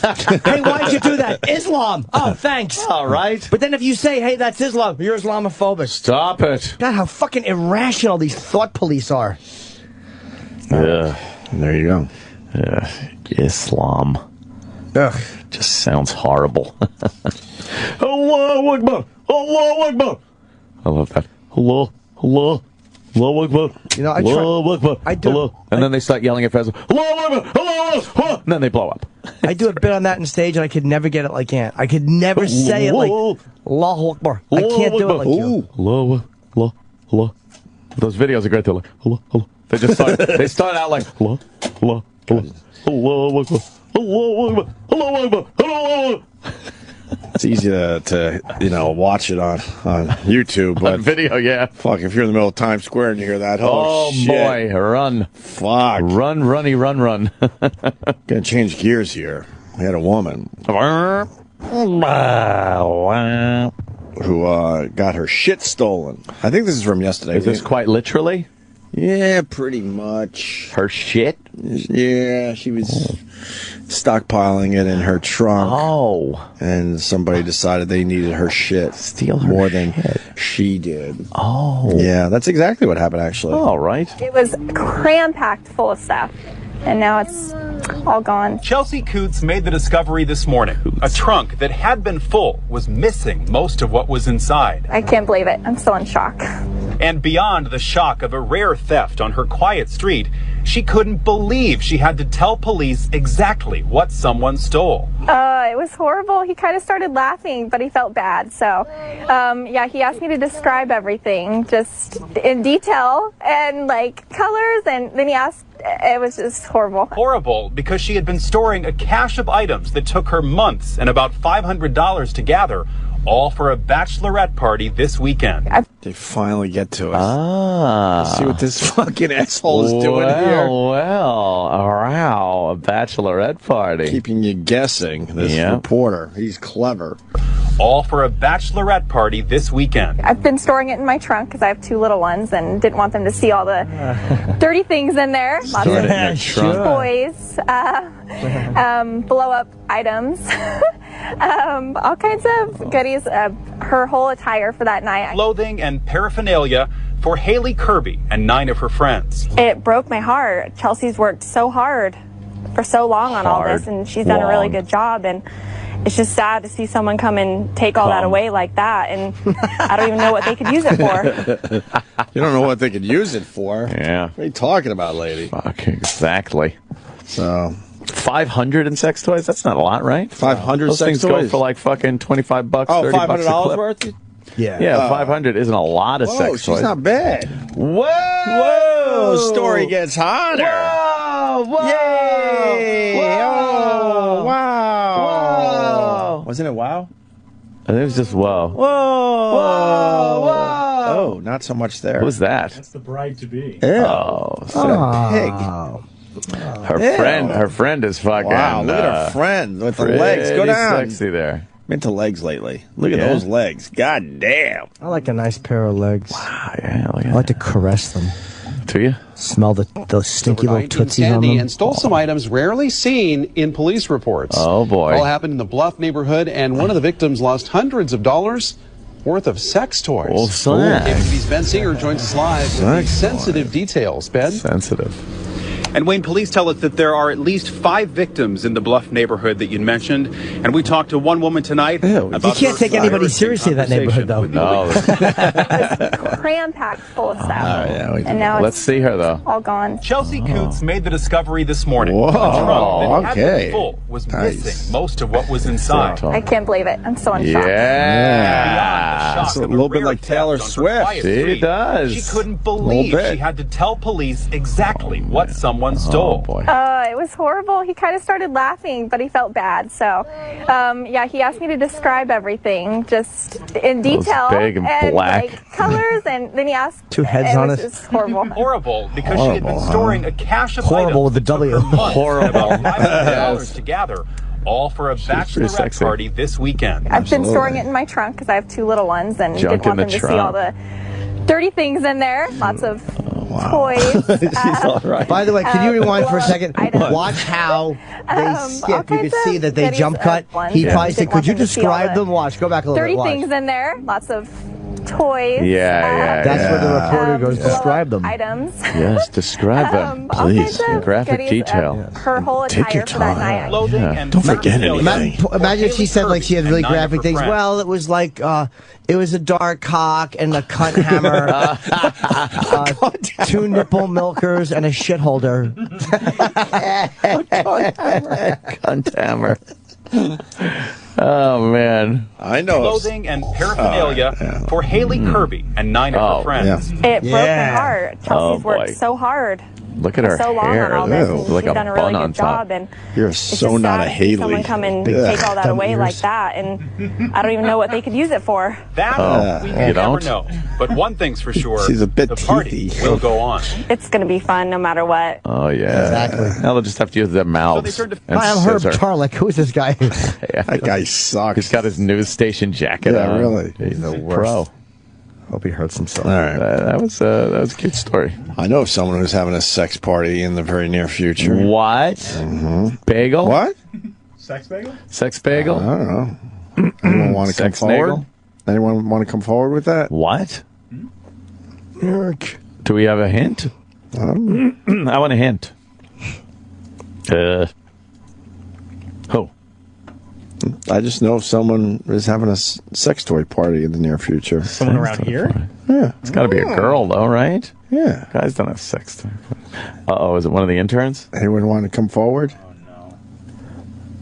Is it Eric Nagel?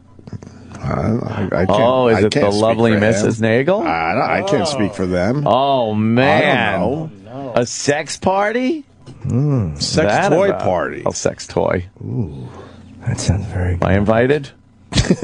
Yes, I'd love to go. Let's see that. Yeah. Are they made of Legos? Yes. Are they fucking wrestling figures on sticks? Is it going to be embarrassing when all of her friends are examining dildos and they have a giant Empire State Building in the middle of being built? That's my husband's. He's making the Zoom Zapper ship. It's from The Zoom Zapper Planet Clogdon. The Zoom Zapper ship comes in You don't and let releases that- all the furbles. Don't let that ruin the mood, ladies. Yeah, don't let that ruin the mood. Hey, here's a twat tickler. Put that behind the flunkta ship. You think his Lego habit is kind of getting in the way of his marriage? It's enraging. It's to her. She hates it. Does she hate the Lego thing?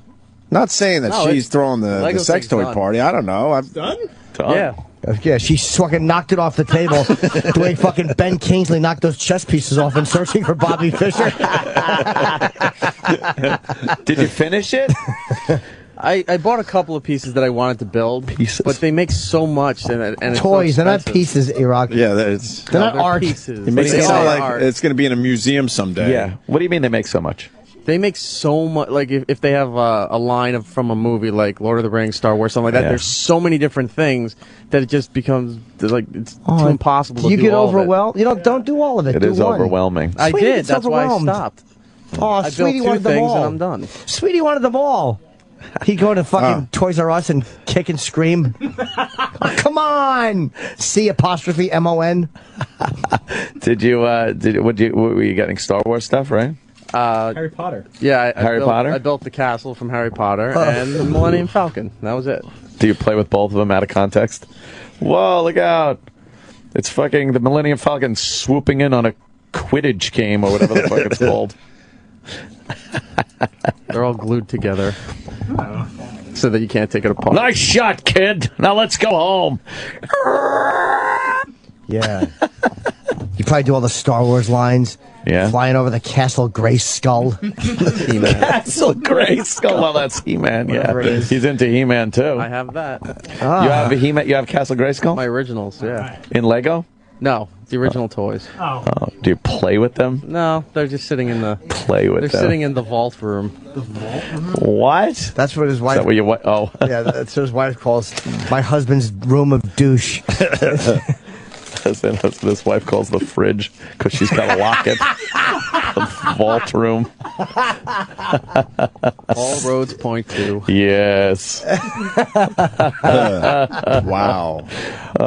E-Rock, do you know of a sex toy party going on in the near E-Rock? future? I know Commento? there's some gathering this weekend that I won't be at. A weekend. Oh, you do know of the gathering. I know there's a gathering. Will it be taking place at the Nagel Mansion? I don't know. I believe it is. Why won't you? it is. Why won't you be there? Because why would I be there? Oh yeah, boy! bunch of women with fucking vibrators. Why would you? Right? You think he was asked to leave? Of course.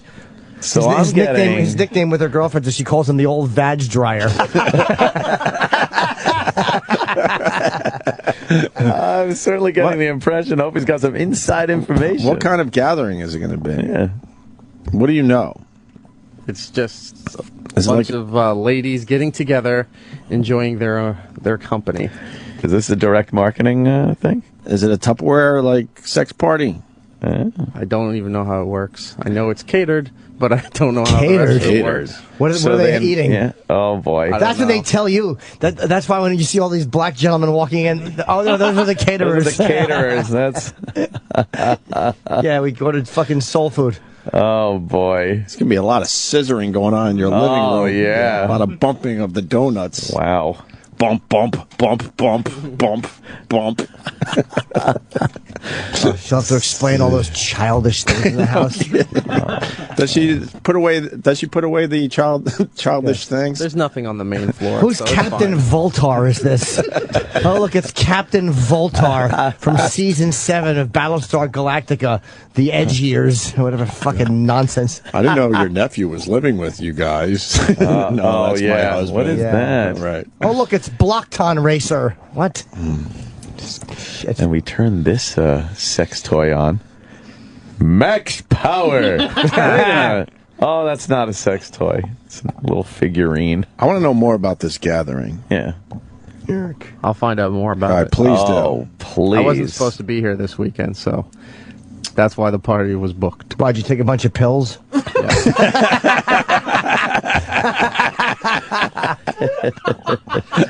Instead of calling 911, she sent out Evites. He's not laughing. Hey, Rock. That was funny. All right. How many ladies think could be over your house? I think 10? 10 ladies. So where are you going to be? I don't know. I gotta probably go to the movies or something. 20 tits if everyone's happy. Yes. Wow. So you're Movies. not going to stay there? You're just going to shuffle off to the movies by yourself? Yeah, probably. You should be at the house, and then occasionally you pop in, say something funny, charming. Yeah, come down. Yeah. Yeah. How are those pussies doing, ladies? Right, Just come down and wreck the mood clapping. Hey, can I borrow something I can shove in my ass? Yeah. Yeah, fun shit like that. Yeah. Sure. You got any? You got any? Of course, that's being marked. You ought to come down. You ought to come down. down and embarrass her by asking like that. Seriously, like, is there anything a man could put in his backside? Yeah. That you could strap in What do you there? got there? Just I'd like loosen to them up? do a little shopping. You look around. Yeah, you smell all the items. Oh, yeah, that'd be good. Sniff them all and go, did you use this? Yeah. Has to demonstrate. Yeah, ask to see a demonstration. Yeah, the cat jumps up on the table. He goes after one in particular. You're like, oh no. Do you think they talk? Do they have sexy talk, or is it going to be like, I don't know. Tell us what Eric's like. I don't know. It was do new to me tell. when this Do whole thing tell. was booked. Oh. Nice. Well, E-Rock, want to hear more vagary from E-Rock. I love it. Exactly. Well, do we have any women out there that have gone to one of these sex fucking parties? Let's stick to, do we have any women out there? Yeah, exactly. Sex toy parties? Yeah. Hey, I want some blueberries, please, sir. Thank you. Thanks, man. Holy shit. We should break because we got Rob Delaney coming in here. It's like he mixed a salad with Oh, his he just head. checked in, too. All right. We got to take a quick break. Rob Delaney's next. We'll get back to T-Rock and the sex toy party. And I got a communique from the Imus show as well. So, Rob Delaney next, though, first. The Opie and Anthony Show. Opie and Anthony. On Sirius XM. Sirius XM. This is the Opie and Anthony Show. Got Rob Delaney coming into the studio. Yeah. Voted pretty much the king of Twitter. Twitter king? You're the Twitter king, Rob. Yeah. Voted the Take a king of seat. Twitter, Rob Delaney. Take a seat. Hey, pals. Up on Hey, the pals. How you doing, man? All right. Playing Caroline's? Yeah, tonight through Sunday. Nice. I assume that Oh, because boy, Greg stupid Charles Mike. is with you. Yes. Every time we see Greg Charles. The wonderful Greg Oh, Charles. yeah, you know what? He really takes That care of guy. us, so I should shut my mouth. But you just see Greg never smells good. moves. He does smell good. Yeah. But you never see him. He's just always kind of like lurking like a lawn jockey. Like you walk into the lobby and there's Greg Charles. You're like, Yeah. someone's here. Drinking something. Yeah, drinking Who some are you beverage. kidding? Right. What a creep. Have you done the Yeah. gig before or no? Never. I've never been in the building.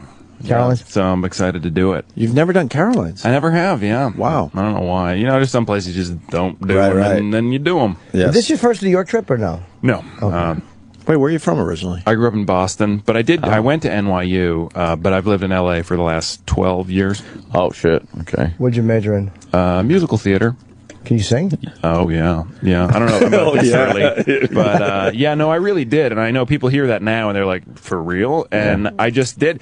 That's what I studied, except my senior year, I started going to see comedy and I was like, I don't want to do musical theater anymore. But then I started to get jobs in musical theater. But then I was in a big car accident. And when I got out of that, I was like, I'm just going to do comedy. Really? Mm-hmm. How bad was the car accident? Real bad. I drove into a building. I drove into the Department of Water and Power in L.A. Very fast. Probably a stout building. Yeah, that sounds like, you know, it's not like the Little Pigs it wasn't like house or anything. A pop-up Quonset hut. It was an actual stone built. There was mortar. And so I drove into it. And why?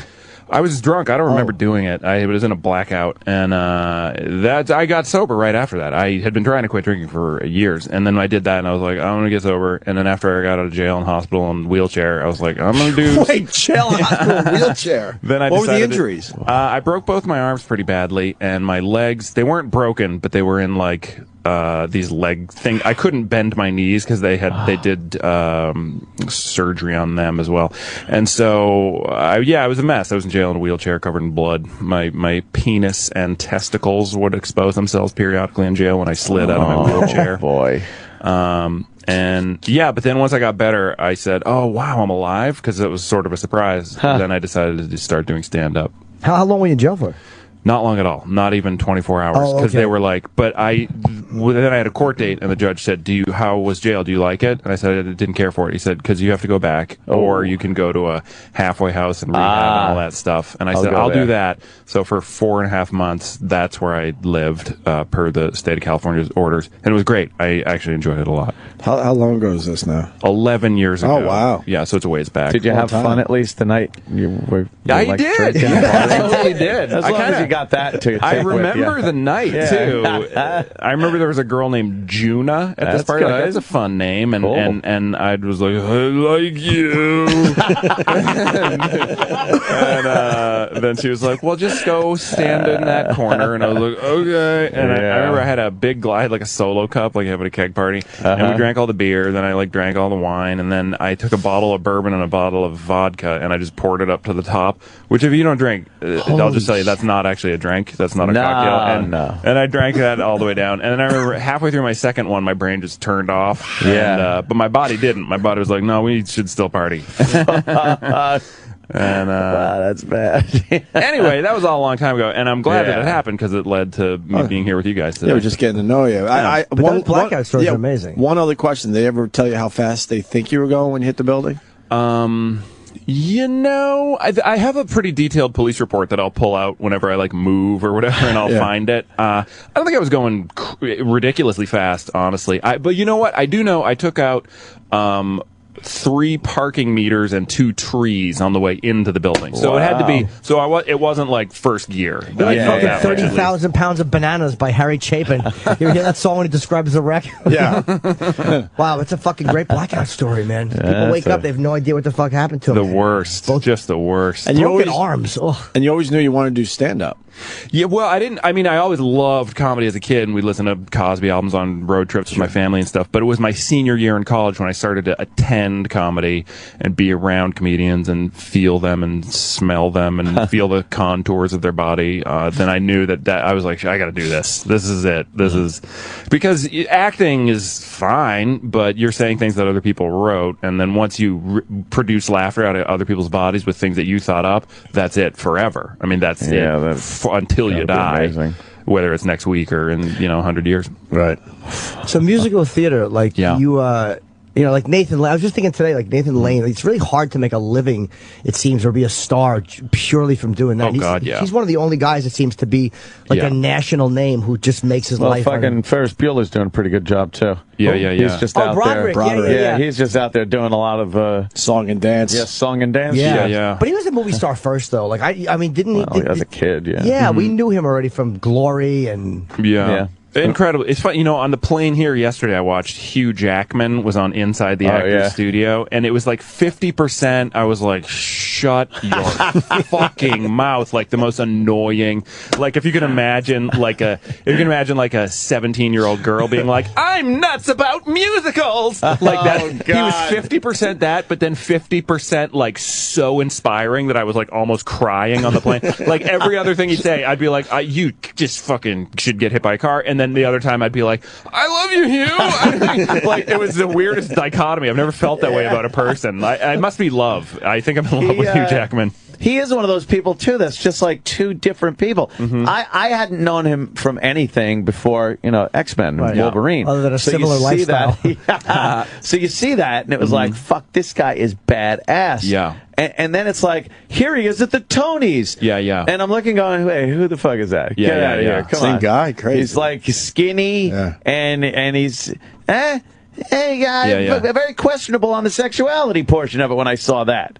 Well, who? I think he's probably just sexually more evolved than anybody. He's like, I'll fuck it, and I'll fuck it good, whatever it is. I don't care. It's probably, and I'll do it well. A true renaissance. So I salute him. Yes. It leads us to the board game. Yeah. What is that what you're promoting besides the stand-up gig at Caroline's? Yeah. Good for you.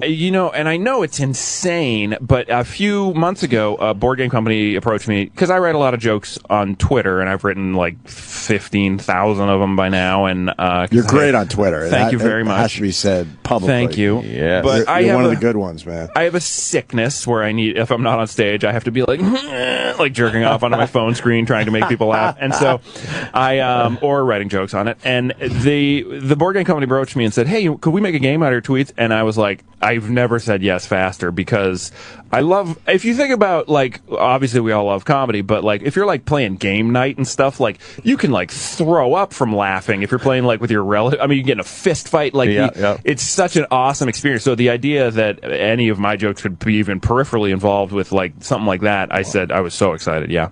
What is can we, I have not, I briefly took the board out before. Mm-hmm. But you gotta explain the board. There was a picture of you in your Twitter photo. Yeah. An upsetting which is image. The green, the fucking awful green bathing suit. Yeah. Which highlights Rob's cock. But you can tell that I'm circumcised, which is such a bummer. I have two sons, and we didn't circumcise them, and I see their cute little penises when I change their diapers, and I envy them. I feel the same way, man. Yeah, my parents cut off half my dick and threw it in the garbage. I want it back. I'm kind of annoyed that I'm clipped. Yeah, you'd probably be pissed then if you were. Because the foreskin's always greener. You're probably thinking if you weren't circumcised, you'd be like, it's supposed to be better as long as you keep it clean and shit. It's supposed to be fucking better. Like, I hate the fact that the head of my cock is all exposed. I would love to have a nice sheath covering it. Really? You're not going into battle with it. No, I know, but you've seen the way I abuse it. Then we could dock and everything. It's very hard to dock. So the reason I asked this, and I wanted to wait till you were here, is because I took it out. It's called War of Words. Yep. But there's these weird little... Okay, those are the game pieces. Oh, they are? Okay. And since we're on radio, I'll say with the game pieces, we've got a van that says SS Butt Toucher on it. Mm-hmm. We've got a nice wizard hat, a ham sandwich, a cup of coffee, and an alarm clock that says it's 4:20 with a marijuana leaf and a big red circle with a slash around. Now, do they consult you on this, or do they just make it? Those were my choices, in fact, those game pieces. Yeah. Oh. So they said you leave it a part of it. Yeah. So I was involved. Like, I would do test plays and stuff. I mean, all the jokes in it are mine, but the scaffolding or the skeleton of it was designed by people who actually know how to make games, not by an idiot, me. But yeah, basically, you just roll a dice, and depending on what you roll, it decides if you're going to like have to finish a joke of mine, if you're going to have to try to one-up it or tag it or whatever, and things like that. So, and there's a subjective element where the people watching or playing with you can be like, yeah, no, Rick's was better. Even if it wasn't, you can just be like, fuck you, I prefer Rick. So that's what the good stuff. So if you're playing with your mom or whatever, she might wind up slapping you because you picked your Aunt Susie instead of her. Then you got to me, that's a game. Yeah, and then you punch your mom. And any game where you're not punching your mom is a shitty game. That's why, like, have you ever heard of Candyland? You haven't, right? That's because you don't punch your mom when you play. That's an old classic. Yeah. Anyway, Shoots and Ladders. I love Shoots and Ladders. Oh, drat. Poop Shoots and Ladders. Yep. Maybe. Parcheesi. Who hasn't called their grandmother a cunt over a game of Parcheesi? I wish I could say I hadn't. So, okay, there's 3 different colors. Okay, so people will land on a joke and then have to finish it? Yeah, and then the cool part is there's just a fat deck of my cards, which you could even just take into the toilet and read, there's 3 jokes per page, and, or I guess card. A card is like a tiny page. Yes, it is. That's, wow, that's a lot of jokes. Yeah, there's a lot of jokes in there. Oh, man, fuck. Yeah. A board game. And very basic. Bananas. Somebody sent me on Twitter, they were like, somebody was like, I've been trying, they were like, first of all, fuck you for making a board game, and I said, you're correct, fuck me, why did I do that? And then they said the only other comedian I could find who did that was Rodney Dangerfield, and so, that's, that'll work, that's You're in fine good with company. me. Yeah. What was his board game? Was it like, I don't get no respect? Yeah, no I'm respect. sure it's called Get No Respect. Yeah. By Milton Bradley. Milton Bradley, play the Rodney Dangerfield game. See if you can get respect from your boss. Right, exactly. I landed on Dr. Vinny Bombas. Yeah. Oh, there it is. Is there a commercial for it? And of course it's called No Respect. No Respect. It had to be No Respect. His album, he had a double album, which was very funny. It was called No Respect and Son of No Respect were the 2 records on it. It was like a masterpieces. Really? It's hilarious. Fucking masterpieces. Our claim to fame, we got Rodney High. Wow. Yeah, Yep. back at WNEW. WNEW. right. A guy That's that works amazing. here for another radio show, Stinky, would bring our guests into the stairwell, and Rodney partook that day. Yes. His albums you can just listen to right now in 2013, and it would just lacerate anything else. Just so amazing. We went and saw him. He performed at Avery Fisher Hall, and what did we have in 2001 or something? Somewhere around there. And me and Florentine went just to be in the same room with him, like because he was at that point. Remember, he was like, it was hard to understand him because he had he smoked a lot of dope. He was starting to slow down. Yeah, he was starting to slow down, but fucking just seeing him in that room and watching him, you're like, it's Rodney. I heard a You story. should have him on again. I heard a story. His wife started feeding him the jokes. Oh, through his earpiece? And through an earpiece, and he was still killing it. Because he was at a point where he wasn't remembering his shit anymore. So she would read him off stage, and he would fucking perform them. Yeah, I heard that too, that he would walk in the pool in Vegas and just do his act back and forth in the pool. Like, I guess at that age, his mind was just going, Right. In his 80s, smoke pot every day. He had a great run. My wife and I saw run. Cosby recently live. Amazing. Where'd you see him? Still amazing, huh? Yeah, he was. He was. He wasn't like a samurai sword anymore, but he's still very, very good. He did 2 hours. In those 2 hours, he did 6 jokes. I'm not joking. They were each about 20 minutes in length. And what he does is he just tells an amazing, ridiculously detail-rich story. Right. And at the end, he just grabs your neck and fucking snaps it as he ties it all together in a way that nobody before or since fucking ever did. Just amazing. He made me listen to him talk about skiing for 40 minutes. That was one of his bits when I was growing up. Yeah. Just about skiing. With a million fucking jokes in there. Just unbelievable. Great storyteller. I saw him with my ex, actually, in Atlantic City, and we watched him, and he opened up with the story he opened with was doing okay. You could tell it was new. Like, this is a comic, he was feeling it out, opened with it, and then it was going well. He was having like a 6, but then he just went into the next one and started murdering and you're like, oh, he can get a laugh whenever he really wants to. Like, whenever he's not getting a laugh, it's because he's probably experimenting with something, but when he wants a laugh and goes, okay, it's time now to turn it up, it was fucking effortless. You know what I was struck by in this show that we just very recently saw was he wore sweatpants, the grossest sandals over socks, and like a graphic T-shirt tucked in, and he just goes out and like clips the mic on his shirt and sits down like your slobbiest grandfather, like your grandfather's friend who'd come over and you'd be like, "Fuck, why is he here?" And then just killed everybody. It was amazing. That's right. He walks out and just clips on his mic. Isn't there no intro or something? He just walks on stage. Just walks right out. Just walks right out. Yeah. But we got to meet him afterwards. We got to, did you talk to him? I was fortunate to be able to do that, yeah. He fucking receives people. I met him briefly, got a photo with him, so like, can I get him to sign it? I didn't think he'd invite, he didn't remember me, but they brought us back and he just sat us, me and my girlfriend in his dressing room and talked to us for about 20 minutes. And then other people were coming in, and he, because I was a comic, he's like, oh, no, stay. Like, he seemed like he wanted somebody else there because he had to talk to these fucking business people. Oh, God. But it was weird. That's cool. He listens, like, he asks you questions. Yeah. He asked my wife. He knew my wife grew up in North Carolina. He knew way more about North Carolina than she did. He just was. It was amazing. Yeah, he cared and listened, and it made me realize. And you know what he said to me? He goes, he's like, well, he's like, you got a very beautiful wife here. He goes, just make sure you keep her the higher priority over your comedy, and then you'll be better at comedy. He's like, you have her be priority number one, and your kids, and then way off in the distance, you can barely see it, is your comedy career. And I was like, okay. And I sort of laughed a little bit. He goes, don't laugh. And shit. And he was like, he made me say it out loud that I would keep my family above my comedy career. And it was kind of like, I got like chills. Yeah. And then my wife lives with him, which. Yeah, that's I think that's why he's a great comic, because he listens well. Like he observes everything, and that's why he tells a story well, because he fucking is a sponge. Like he just soaks in information, and you have no idea when he's going to use it. He's probably on stage now talking about me. No doubt. And he was a terrible comic. Awful Cosby impression. I like the fact that your game doesn't have batteries or a pop-o-matic or anything. That's it is basic. in that sense. And if you like Trivial Pursuit, you'll notice the box is kind of the same shape. Yeah, a little square thing. Big thick square. Yeah, it's not your traditional Monopoly long box. More cubal. Has it sold? It has started to.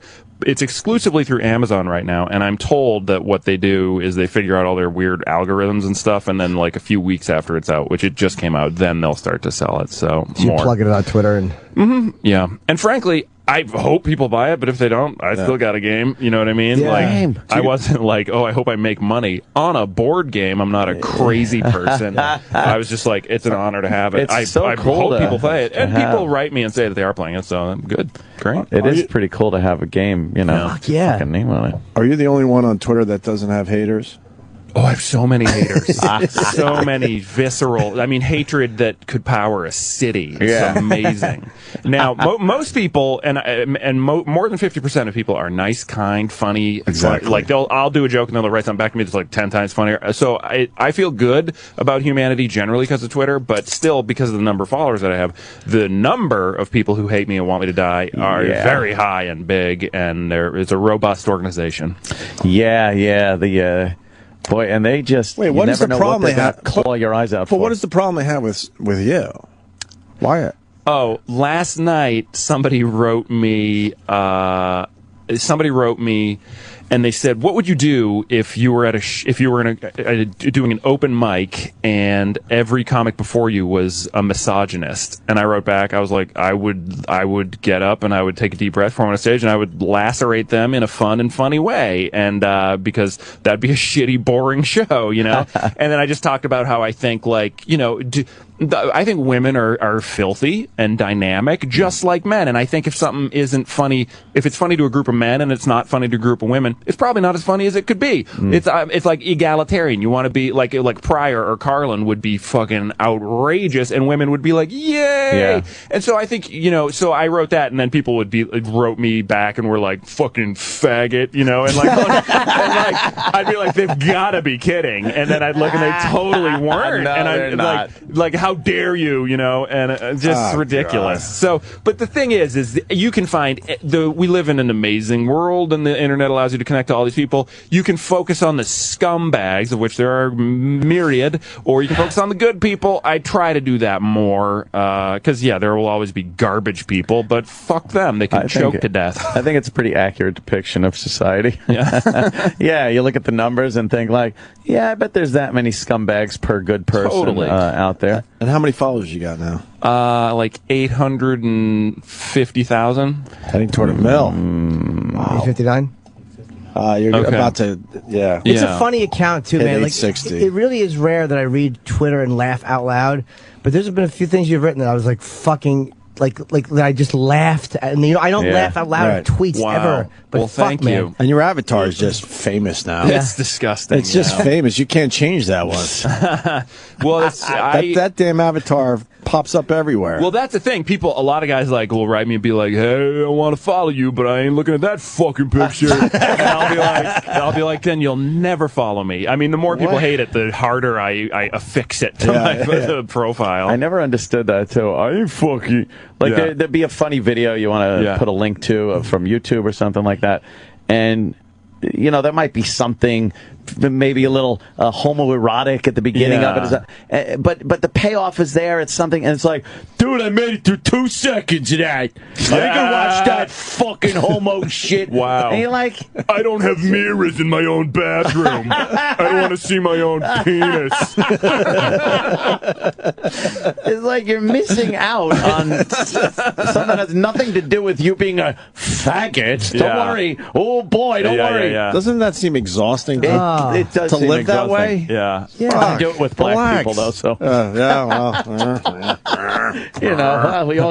we all have our crosses to burn. Yes.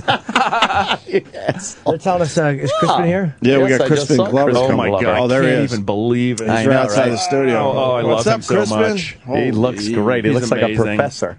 Should we just bring him Like in? an old Do we need to break? Should we break? Do we have to break? Take a single. All right, we should take a break. All right. Let me plug Rob properly. RobDelaney.com, DELANEY, and obviously Rob Delaney on Twitter. He's at Caroline's tonight, tomorrow, Saturday, Sunday. 212-757-4100, and really funny. I walked in and saw him at the cell last night. He was fucking murdering. So So were you? very Yeah, you fun. went right after that me. crowd was great. fantastic. They but really were. you were killing when I walked in. And, Thank you so much. Thank you so much, brother. Really, really funny. And Rob for having Delaney me. on Twitter, of course. Yes. Thanks, gentlemen. All right. Thank you, Get sir. back. Crispin Glover next. You're listening to the Opie and Anthony Show. The Opie and Anthony Show. Sirius XM. And now back to The Opie and Anthony Show on Sirius XM.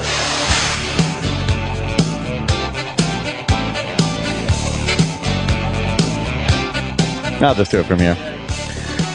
What? Oh, Of course. What am I going to play? E-Rock. I don't want him to hear it. He'll be like, We keep it low. My whole career isn't based on this. There they are. Jimmy and Opie. Bring him right in. Yeah. Dude, What's I up? almost panicked again. What do you mean? No, come back in.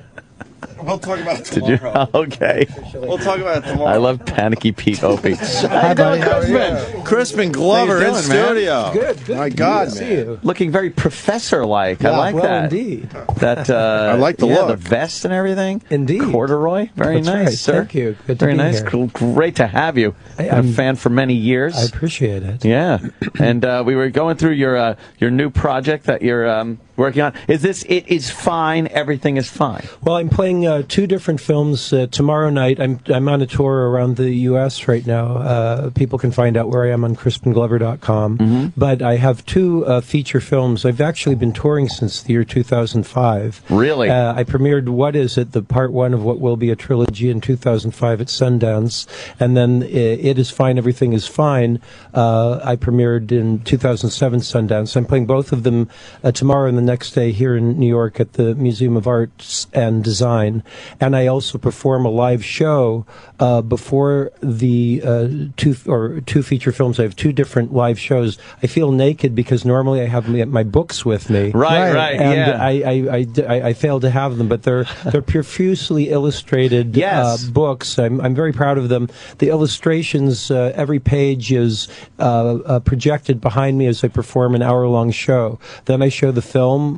What is it? It's 72 minutes, or if I'm showing it, Everything Is Fine, that's 74 minutes. After the film, I come out, I have a Q&A with the audience, and then after that, I have a book signing. So it's a long show. It's a little bit why I'm a bit hoarse. I'm in the midst of touring. Right, Are the books serious, or are they comedic, or? They're old books taken from the 1800s that are reworked and turned into different books from what they originally were. They're very heavily illustrated. There's humor in the shows, but it's not like a comedy. People laugh and things, but the first time I ever performed the live show is in '93. So I guess, gosh, that's 20 years ago.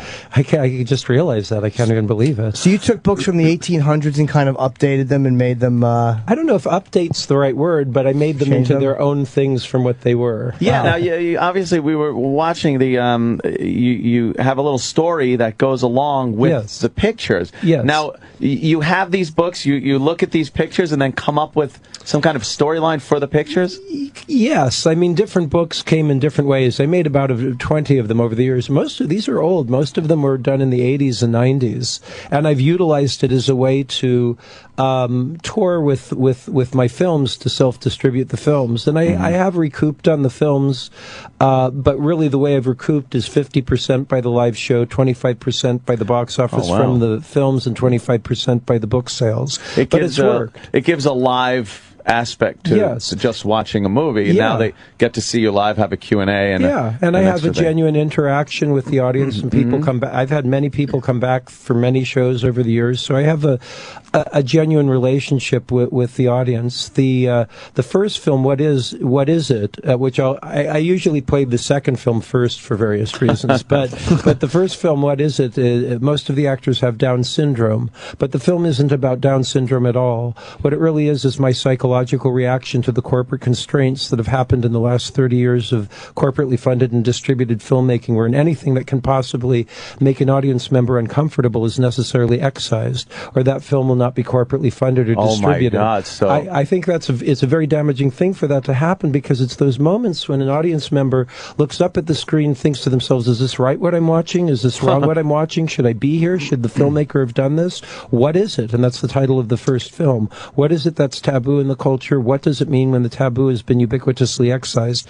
I think it's very damaging, because when people are asking questions in the etymological term of education, meaning to learn from within, there's real education going on. And instead, I feel like what's happening in our corporately funded and distributed film industry is there are not questions. And what's the opposite of education? It's more indoctrination. It's propaganda. Yeah, exactly. Well, let me ask you, that's an interesting point of view, too, about what's making people uncomfortable. There's been a raging controversy with what is appropriate in comedy, like to make fun of, whether it's racism or rape or anything. Do you think there's anything that people shouldn't make fun of in comedy, or do you think it's all fair? Well, it is a complicated issue, and my film deals with some of those issues in different ways as well. Ultimately, I think of it more having to do with acting, where it's inappropriate for one person to play another kind of person, and it's understandable because there has been a terrible history which can really lead to horrible things. But I mean, ultimately, I believe everybody should be able to play everybody. But I mean, art is complex. You could say that the most horrendous things are still artful. So it's a question of what your purpose is, really. You're right there, because if you think of and look at Tom Hanks playing Forrest Gump, right, that's completely acceptable and looked at as a very dramatic and wonderful thing. But then if you take somebody that's known as an offbeat prop comic and they play that part, it might look exploitive.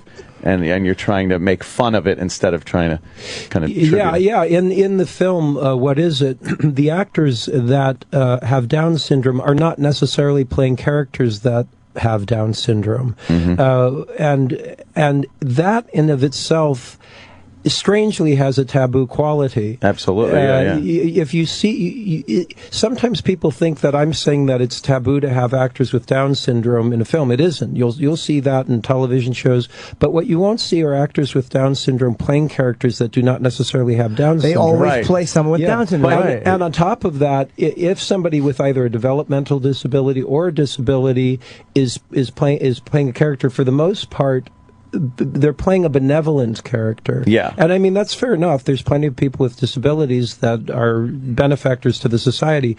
But the second film that I made, It Is Fine, Everything Is Fine, is written by one of the people that was in What Is It? He doesn't have Down syndrome, but he was born with a severe case of cerebral palsy. His name's Stephen C. Stewart. And when he was in his early 20s, his mother died. He was very difficult to understand. And he ended up being put into a nursing home where he did not want to be. And the people that were taking care of him there would derisively call him an MR, a mental retard, which isn't a nice thing to say to anybody, but Steve was of normal intelligence, and the emotional turmoil he must have gone through for the decade he was in that nursing home, I can't even begin to imagine. When he got out, he wrote this screenplay in the style of a 1970s TV murder mystery of the week, wherein he's the bad guy. And this was something very important to Steve, along what we were just talking about. He wanted to play a bad guy because he thought of himself as a person, of course, with a disability, but stressing on a person, people can have dark thoughts, whether they have a disability or not. So he wanted to play a bad guy. He considered himself he would have called himself a handicapped rights activist back in the 70s. But this film, when there's something about that, he wrote it in this genre style as opposed to a standard autobiography. It brings out certain truths in his lives that really, when the whole trilogy is done, this film will be the best film of the trilogy. But not only that, I feel like it'll be the best film I'll have anything to do with in my whole career. I'm very passionate about the film. Don't you feel you're giving people much too much credit? Because this could be interpreted as your intentions being, kind of not like you're doing this to get a rise out of people instead of what you're doing. Now, your intent, obviously, when you explain it, it makes perfect sense. But people never want to get that deep into things. Well, this is why I've been touring for so long. I have not put these films out digitally specifically because I'm aware of exactly what you're saying, particularly with What Is It? Because Steve wrote Everything Is Fine, there are certain things that become very self-apparent. But I am with every screening of the film, and I have a Q&A. It's not that I want to explain everything about the film, but I do want to put it into context. So I'm very careful about that. Was it hard working with actors with Down syndrome? I mean, was that difficult? No, they were great. I mean, of course, it was written specifically for people with Down syndrome, and I wanted to incorporate anything organic that happened. The films took me a long time to make, but it had nothing to do with that. It just had to do with that I financed them myself, and that I had a very bad technical problem on the first film. But no, I actually shot the first film. It was over a period of 2.5 years and 12 days. So it's a very short amount of days to shoot a feature film. They were great. The most important thing, whether somebody has Down syndrome or not, is if somebody has enthusiasm for the project. And everybody I worked with had great enthusiasm. So I had a great time working with them. And part 3 will go back to working with people with Down syndrome. Did you change over the years from working in Hollywood, or in the beginning of your career, you're accepting more roles that I guess would be considered more, publicly accepted roles? Well, I mean, what do you mean? I'm just saying, did you go into the entertainment business as many people do? Hey, I love doing this, but I also want some kind of fame and wealth and notoriety. It's a good question. My father's an actor. His name's Bruce Glover. In fact, the next film that I make, I own property in the Czech Republic, an old chateau that was built in the 1600s, and next to it's a horse stables, and I'm building sets right now. The last year and a half I've been having sets built on about 14,000 square feet, and I'm making something for myself and my father to act in together. We've never acted together before, but I grew up on some level around the industry. I became an actor professional at age 13. It was something I decided to do on my own, and I thought of it as basically a prudent business decision. It wasn't something where I thought, my father wasn't super famous or anything, but I saw that it was a good living, basically, and I understood how it worked, and I realized it was something that I could do. So on some level, I've always had a relatively realistic point of view about how the business works. When I was 16, I learned to drive. I studied professionally from age 15 till 20. When I was 16, I learned how to drive, and I went to go to all of the art house movie theaters that were popular in Los Angeles at the time. And this was 1980, and most of the films that I was seeing were films from the 1970s, 60s, but films from the 20s, 30s. But what I was noticing were these great films that were asking questions, and I was really excited about that. And I thought, what a great form of art to be entering into. What would be an example of one of those movies? Because I'm trying to think. I don't know. 5 Easy Pieces with Jack Nicholson, Easy Rider, 2001: A Space Odyssey, Clockwork Orange. Movies that are making you think about things. Yeah, when the credits start rolling at the end, you're like, okay, I can't just leave this alone here. Yeah, exactly. And you revisit it in your mind. You can go back and watch it years later, and you get different thoughts. I love that, and that's what I aspire to do in my own filmmaking. That's what as a young actor, I was excited to be a part of. But in the early '80s, I talk about this a lot at the shows. I can tell it starts to get political, and I hate to get overly political about things, but I can see that there were things that started to change in what kind of films were being funded and distributed. I was thinking, where are all these questions that I wanted to be a part of? And I can go into a lot of detail about it, but it's really taken me to make my own films to feel satisfied about it. I think sometimes there are films that still ask questions, but for the most part, right now, we're in a pretty highly propagandized culture. Do you think that they ask? It seems like what films do now is they ask a question, and then they give you. They ask what they seems like a tough question, but then they give you a very palate-pleasing answer by the end of it. Like, they don't ask anything tough, but they might go into the guise of asking a tough question, but they answer it for you in a perfectly acceptable way. Well, I would say virtually everything is propaganda, and what I mean by that is if there's a real question that's going to cause people to genuinely ask things that could possibly hurt corporate interests, those questions will not be film will not be funded or distributed.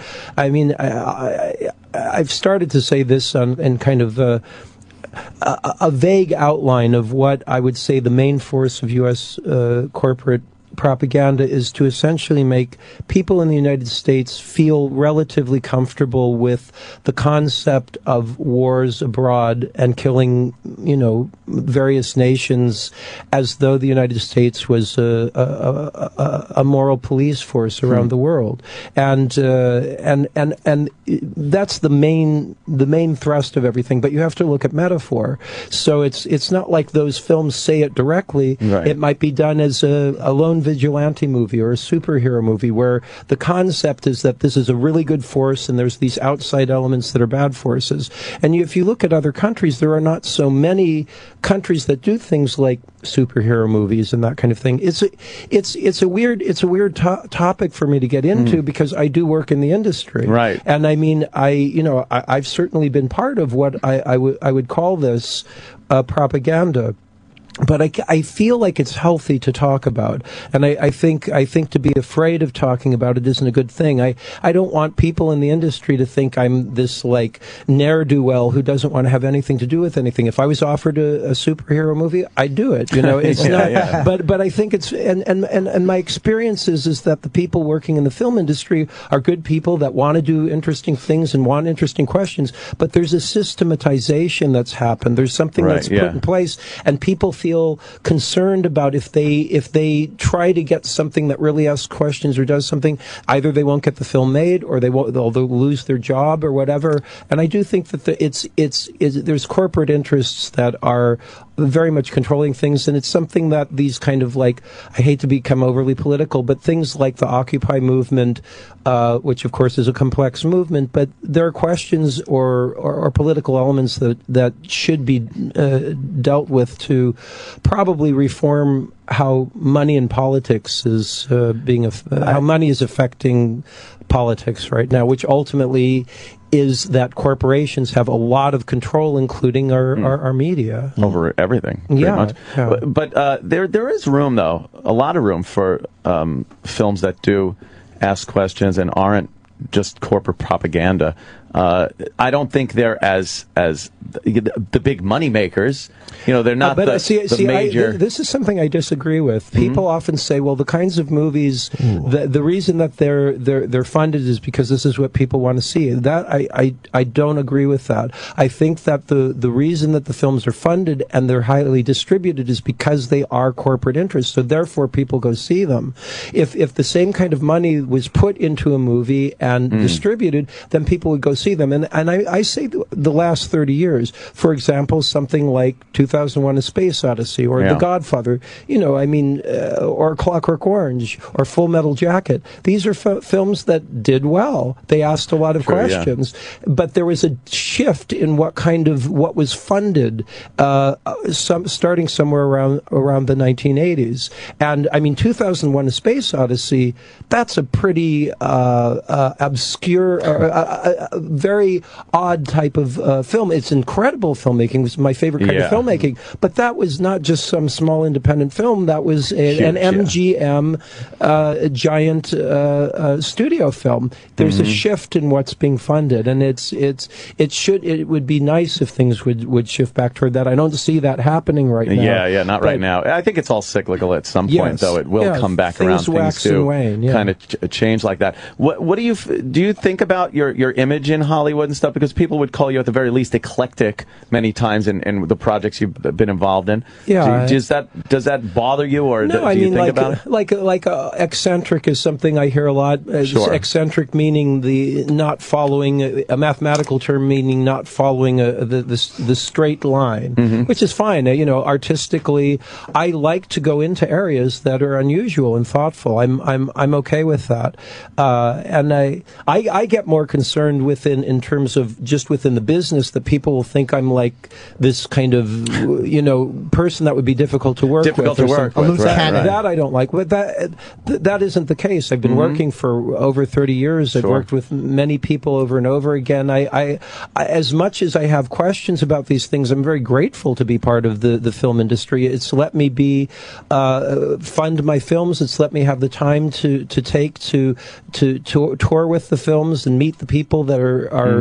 interested in what I'm doing. So I do get concerned about that. I know that on some level my public persona is that of this kind of almost psychotic person, and I'm not. But I've never really gone out on like some public relations tour to try to fix that. I've always been relatively comfortable with it because my artistic interests go into areas that I want to go as whatever it needs to be to get to some interesting, thoughtful place. Right. But as far as business, I mean, I made these films, I tour with these films. I have to be very centric as a filmmaker and as a business person. So in reality, I am a centric business person and eccentric perhaps artist. I think people have the impression, though, that you go into a business meeting and just start bouncing off the walls and whatnot. Probably. I mean, that's what probably people think. But how would I have how would you get to this point, or worked as long as I have? How would you dress yourself in the morning? That's right. Exactly. You should put if you do put this stuff online or release it on DVD, because you like to explain it at the end.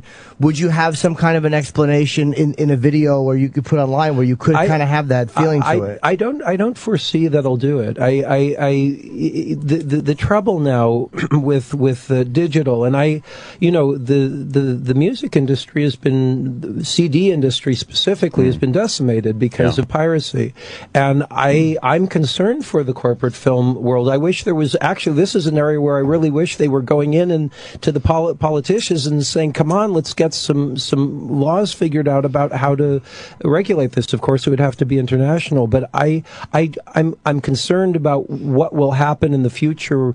I can recoup on my films, which everything is fine with a $200,000 budget to get to a 35 millimeter print. It has a great production value for that. I'm very proud of it, but it's a very relatively low cost for film. I've been able to recoup, but when you're talking about tens or hundreds of millions of dollars, if piracy gets to the point where people can just download a high quality film in seconds, why people justify that and they go, okay, well, I'm going to do it. How will the film industry then recoup? I don't understand. They always find a way. It's really weird. Like with Lars and Napster, they found a way. Like they always it gets pirated for a while, but then they always find a way to put a digital stop to it. Like but it didn't because I mean the CD sales have essentially stopped. The way musicians make their money now is by touring. Right.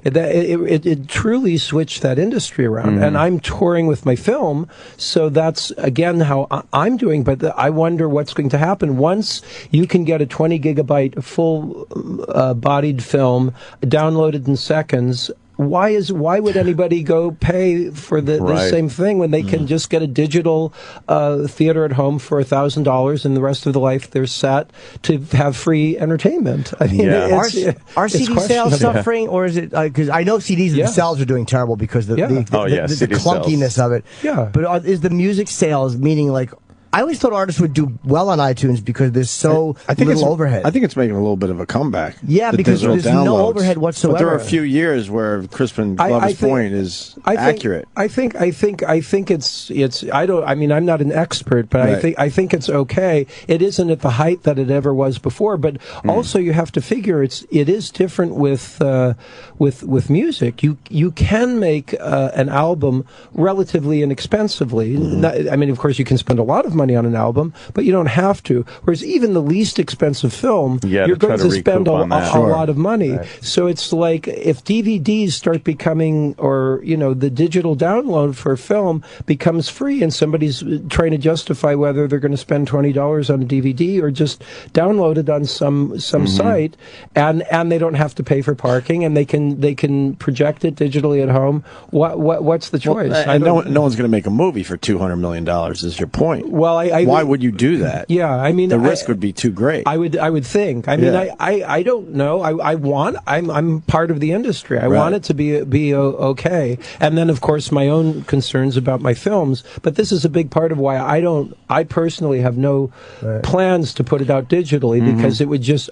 I've been touring for 8 years. It took me 6 years to get to the point of recoupment. If I'd put it out on DVD, it would have been all over the internet, and I wouldn't have been able to recoup. With that said, when part of you has to think, man, I wish more eyes would see my project, right? Yeah, well, particularly Everything Is Fine. I am very protective of what is it. Like, I don't want clips of it around on the internet. I'm protective of the actors. How many people do you think have seen your film? Films? Thousands, but not hundreds of thousands. Of course, I'd rather hundreds of thousands. And you're okay with that?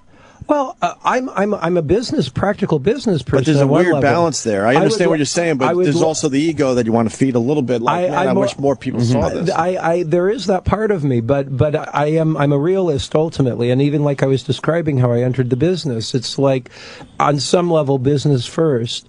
And I've essentially recouped, but it's like really specifically, I've only recouped a quarter by the box office. It's mostly been by the live show, which means if at 6 years it would be about 24 years of touring. So maybe at the point that I've genuinely recouped, I'll say, okay, now it's time to generally release it. Or when you move on to another project officially in your mind, you're like, okay, I'm done with this, like Jimmy does. Well, you put out your stand-up specials and like, okay, I can finally put this out. I'm okay with it. I recoup my money, and I'm on to something else. There's a part 3 that'll make, and that's not the next film that I'm going to shoot. So it could be a long time before I get to that. But I'm enjoying this kind of live interaction with the audiences, and it is different. It sits in people's different minds differently, and people really appreciate it. Like I was just in Paducah, Kentucky, a week or so ago, and the people are very happy. Not everybody goes to Paducah, Kentucky, and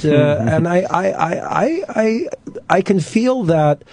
Genuinely talking to people about things that I think are important or things that I'm passionate about, and they come back to the shows, and I can see that there's something that's genuinely happened that sits differently in their mind than if it was just something they watched on their computer. Now are you on the road full time with this? No. How many days a year do you do this?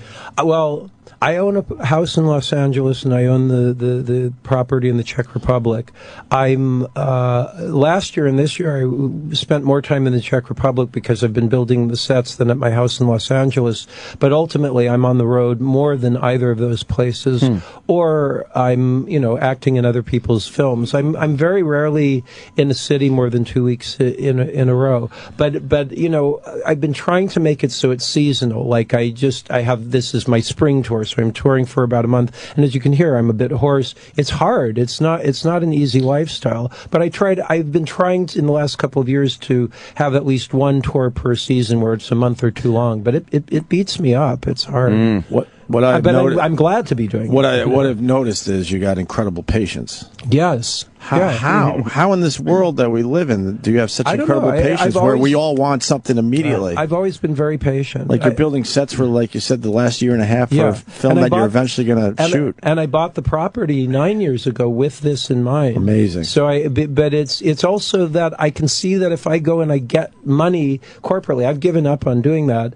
They wouldn't fund what I'm interested in at all. And even if they were to pretend they were going to fund it, something would go wrong wrong and there would be intervention. The only way to really own what the content of your film is to pay for it. And so I'm patient about that because I'm sincere in what my passions are about getting things across to people. Things like that, though, like obviously you're very passionate about your art, what you do.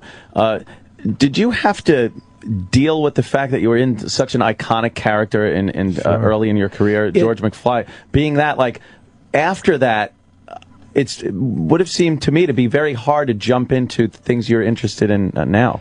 Well, but my interests that I'm interested in now started well before I was in Back to the Future. One of the books, which I wish I had with me, I had started making before I acted in Back to the Future, and I finished it. It's called Rat Catching. It was the first one I published, and I put it down while I was acting in Back to the Future, and then finished it and published it a couple of years later as the first book I published. I'd made other books, but Back to the Future, you know, it was actually very informative to me in some of the things that I'm talking about in terms of propaganda. I know it's a very beloved film, but I was only in the first film. There was they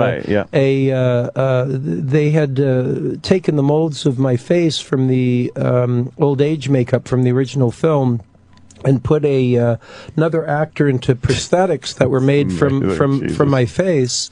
And then interspliced a very small amount of footage of me from the original film in order to fool audiences into believing that I was in the movie. Because of my lawsuit, there are rules in the Screen Actors Guild that make it so producers can never do something like that again. I'm proud of the lawsuit, but the reason I bring it up is because the reason that I didn't end up being in the film, it's more complex than this, but I was asking questions that the producer's director didn't like. Right. I actually did work again with Robert Zemeckis, strangely enough, when I did Beowulf, and had a very good working relationship with him. But there was a different end in the original draft that I read for the screenplay. When I auditioned for the part, I was only given what are called sides, the scene. Yep. So I got the part. I was 20 years old. I got the role. My agent told me I'd gotten this part, and I didn't really know everything about it, and I said, well, maybe I only knew that there's this other part that I was the scene I was doing the scene with. I said, well, should I go in for this other part? That seems like that could be a good part. He said, no, you don't understand. This is a really interesting role. You're going to be playing the older versions of this character in a different time period. And I thought, wow, I said, that's fantastic. I said, yeah, great. Let's close the deal. You know, it's this big Universal Studios produced by Steven Spielberg and directed by Robert Zemeckis. So great. So, but, you know, I was a serious actor as well. So when I started actually analyzing the screenplay, once we were involved in the project, I had questions about things. And there was a different end. I won't go into so many details about it, but I had questions about it, and it did get changed. And I think there are other people that had questions because there are things in it that could, particularly in this day, be thought of as, well, offensive. And those changes happened. It had to do with money and what people were doing, the characters were doing with money. But I didn't stop with it. I said to Robert Zemeckis, I thought it was not a good idea for our characters to have a monetary reward, because it basically makes the moral of the film be that money equals happiness. And you know, by having there were various things that were doing it, but by having the son character cheer by having a truck in the garage, what I was arguing for was that that the characters should be in love, and that the love should be the reward. By having any kind of monetary element as a reward, it makes it into a reward. I still feel the same way. I would like the film a lot better if there was no monetary, there could be signs of maybe monetary change would happen, but it was more important that the characters were in love. I would feel much better about the film, but by having those monetary rewards in it, it was a propaganda. And Zemeckis got really mad at me when I said this, and he yelled at you. He yelled. Yeah, he was, Wow. he didn't like it. It's kind of odd discussing a film that old at this point. But didn't you see at the end the characters, they were more in love? I think especially your character and the wife, they did seem to be. But my argument is that part was good. I was all for it. But I think it pollutes it. Do you think the money could have been a peripheral effect of the happiness that they had? I think it's a bad message. Really? I do. I think because that's propaganda. That says to people, go out and borrow money for banks. This is a big part of why the film was successful, because the corporations knew that it had that moral element in it. Mm-hmm. Maybe. I would also argue, I mean, that's only because they knew that was in there, therefore they can feel comfortable in funding it and putting a lot of money into distributing it. Maybe if that wasn't in there, Zemeckis and Bob Gale would have not been able to sell it as readily. I don't know. But what I would still argue is that if that wasn't in there, and the only part that was in there was that they were in love, and that film still did get distributed as highly as it had, and have as much money behind it, I still think the film would be loved, and it would be, I think it would have a better moral. Why do you feel, since the character in there wasn't Crispin Glover, it was George McFly, do you feel you have to inject part of your well, I was 20 years old. Okay. I was a young idealist. I wouldn't do that now. I wouldn't do that. You wouldn't? Well, at that time, I didn't even know. It was like I'd been in a few films, but not that many films. And I'd been in acting class where we did improvisations. I came up with scenes and thoughts. So I thought it was okay to be asking questions like that. Right. Now I understand very specifically that, you know, there's a lot of money and people have gone through a certain amount of troubles. And Zemeckis, I'm sure, kids asking us goddamn questions. We're losing money here by the day. Right. Well, I mean, to be fair, I wasn't stopping production. Sure, we were having a discussion during the time, but it's still. I wouldn't do that now. I fund my films with working in corporate movies. I wouldn't. I know how things work at this point. Why I was bring it up was because it was informative to my thought process as to how propaganda does work, because I had this very early experience, and I was, it caused me to not be in the sequels on some level. I'm sure it's complicated, but and then there was a lawsuit. It was very specifically not a legal thing. I mean, you can just say it's not a nice thing, but it was not a legal thing to do either. So this informed me that if you question propaganda, it has serious consequences. Can I ask you, when you mentioned Robert Zemeckis, when you talked to Zemeckis about what you thought that should have happened, how long into your explanation did you realize he was not happy? Like, did he hear you out, or did he interrupt you and go, look? Well, it's a long time ago now. I remember one conversation very specifically, but what I am forgetting is that there might have been two parts to the conversation, because there was some part that I'm not going into the detail about that was changed. And it might be that then I continued on because they changed one thing, and I said, but there's still this monetary aspect. And so he probably was not happy about it. Right, they'd already done a change, and I think, but I'm forgetting now. It was that part was a while back. But it's also, there's also a part when you're working on a film that, on some level, it doesn't happen every day, but you do become passionate about things that you want to get done. It's normal for actors and directors, not all the time, but it's relatively normal to say, look, this is really important. And you speak it out passionately, they speak it out passionately, and then you say, okay, that's fine. Then you shake hands and go. But you can have passionate conversations, and it doesn't mean necessarily that it's going to turn into some terrible thing years later. But I mean, and my experience in the business has been good. That would be the one real exception. That wasn't good. That was not a pleasant thing to have happen, because people still believe that was me. And the reason I had the lawsuit it was the real reason, the primary reason that I had it was I just wanted people to know that I wasn't in that. That wasn't me you, because right. I didn't. If I had played that part, I would have played it differently. Right. I yeah. didn't like the way that guy played it, and people think that's I me. didn't either. Well, I mean, you know, I mean, it still gets to me that there's that confusion, and what way is there to let it be known other than do that? So even still, that's why whenever the issue, anything about that's brought up, now I do talk about it. I'm talking about it more also because there's one fella, he might have even been on your show, I'm not sure, Bob Gale. Yeah, Bob Gale was on. Yeah, I think I listened to it, and on your show, he lied. He lied about some. Yeah, and you guys automatically believed what he said. Oh, man, reconcile it, please. Well, yeah. what he said was that I had... let me just be specific and let me think. He said that I had asked for the same amount of money that Michael J. Fox was getting in the film. It's total fabrication. The reason that he's doing this is because he wants to throw the track off of the conversation of that what they had done was illegal. So he's trying to justify as to why it was good for them to do this illegal thing.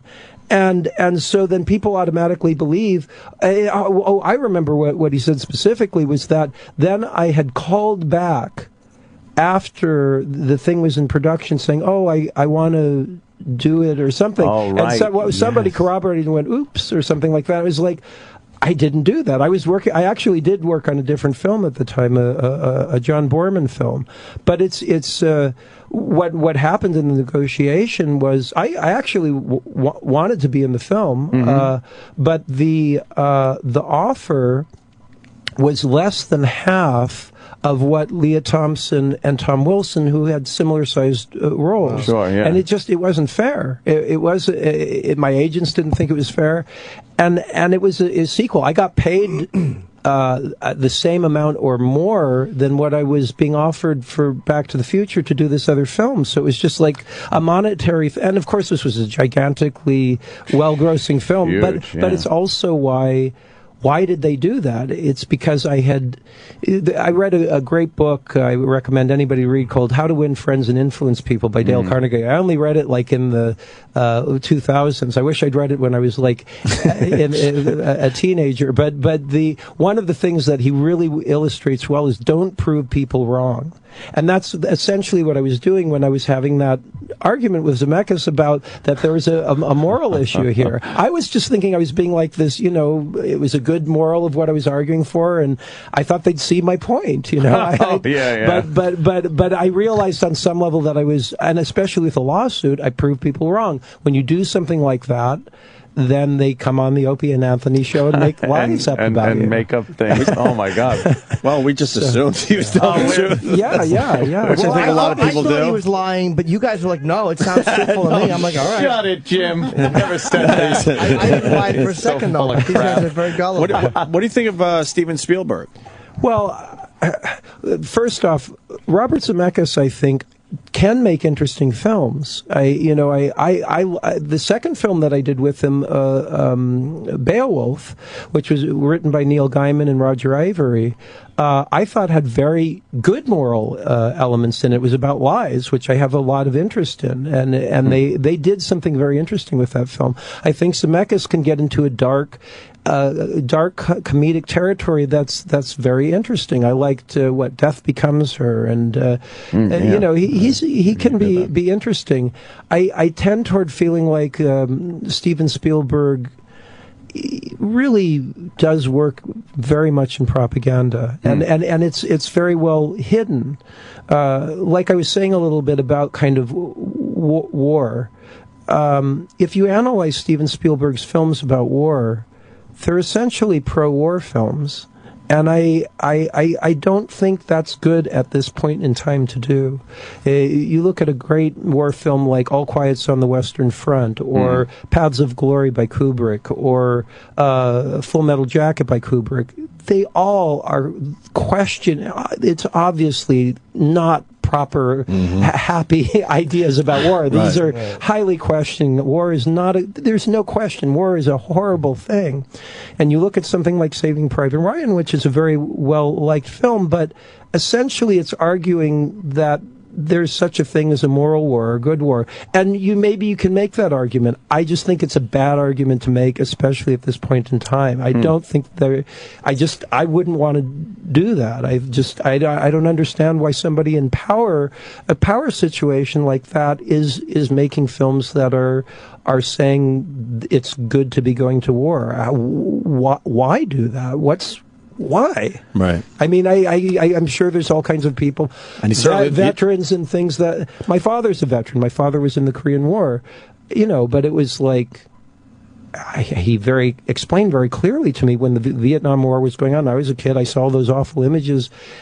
My father said to me, war was horrible. It's like he didn't have any like glory stories about being in the war, and he was in bad situations. So, I maybe I'm a bleeding heart pacifist, but I just think it's not good to be making pro-war films. So I question.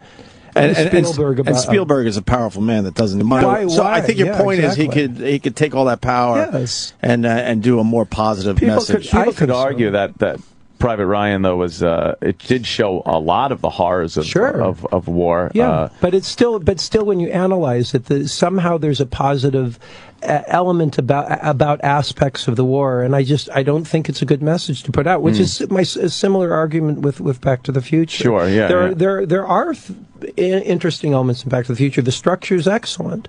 It's part of why I had strong arguments, because I could see what that moral element was, and I knew it would have effect within the culture, or I felt it would. Yeah. And so when you analyze those things, it's like you've got a lot of money, you've got a lot of power.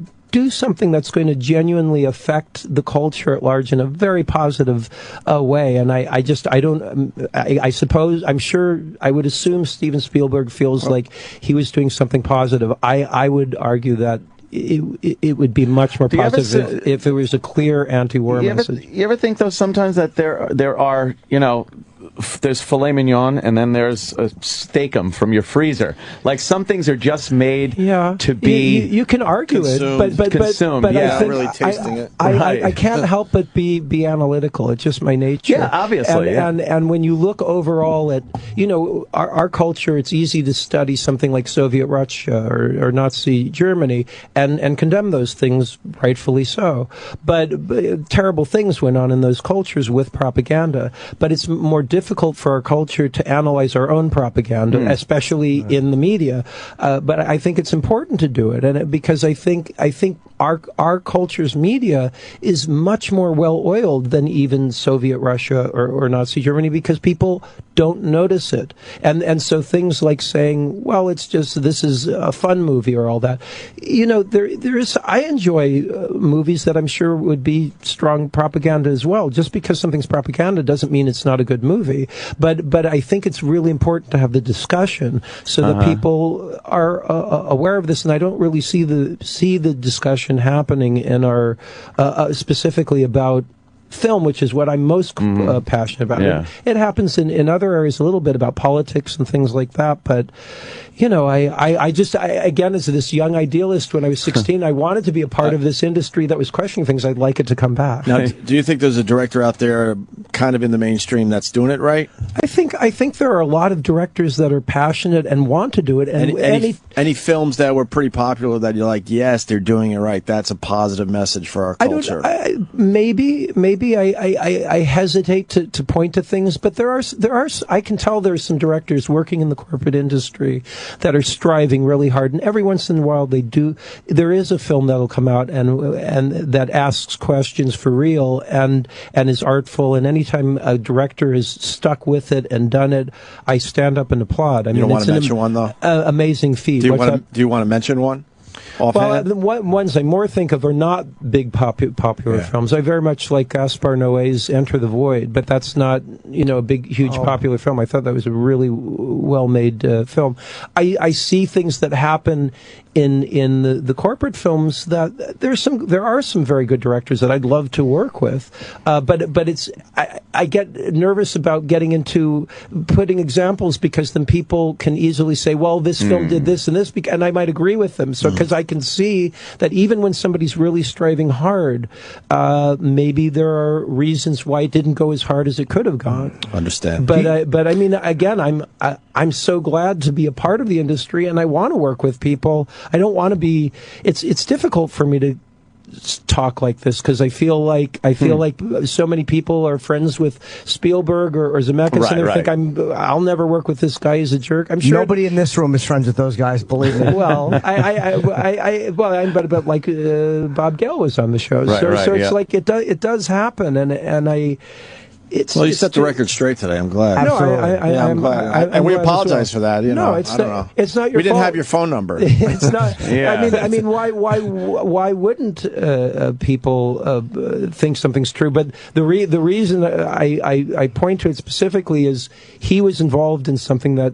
I've seen even when I use the word illegal, that people go, oh, drama queen. But very specifically, I saw somebody write those words. I have them tattooed over my ass. but very specifically, it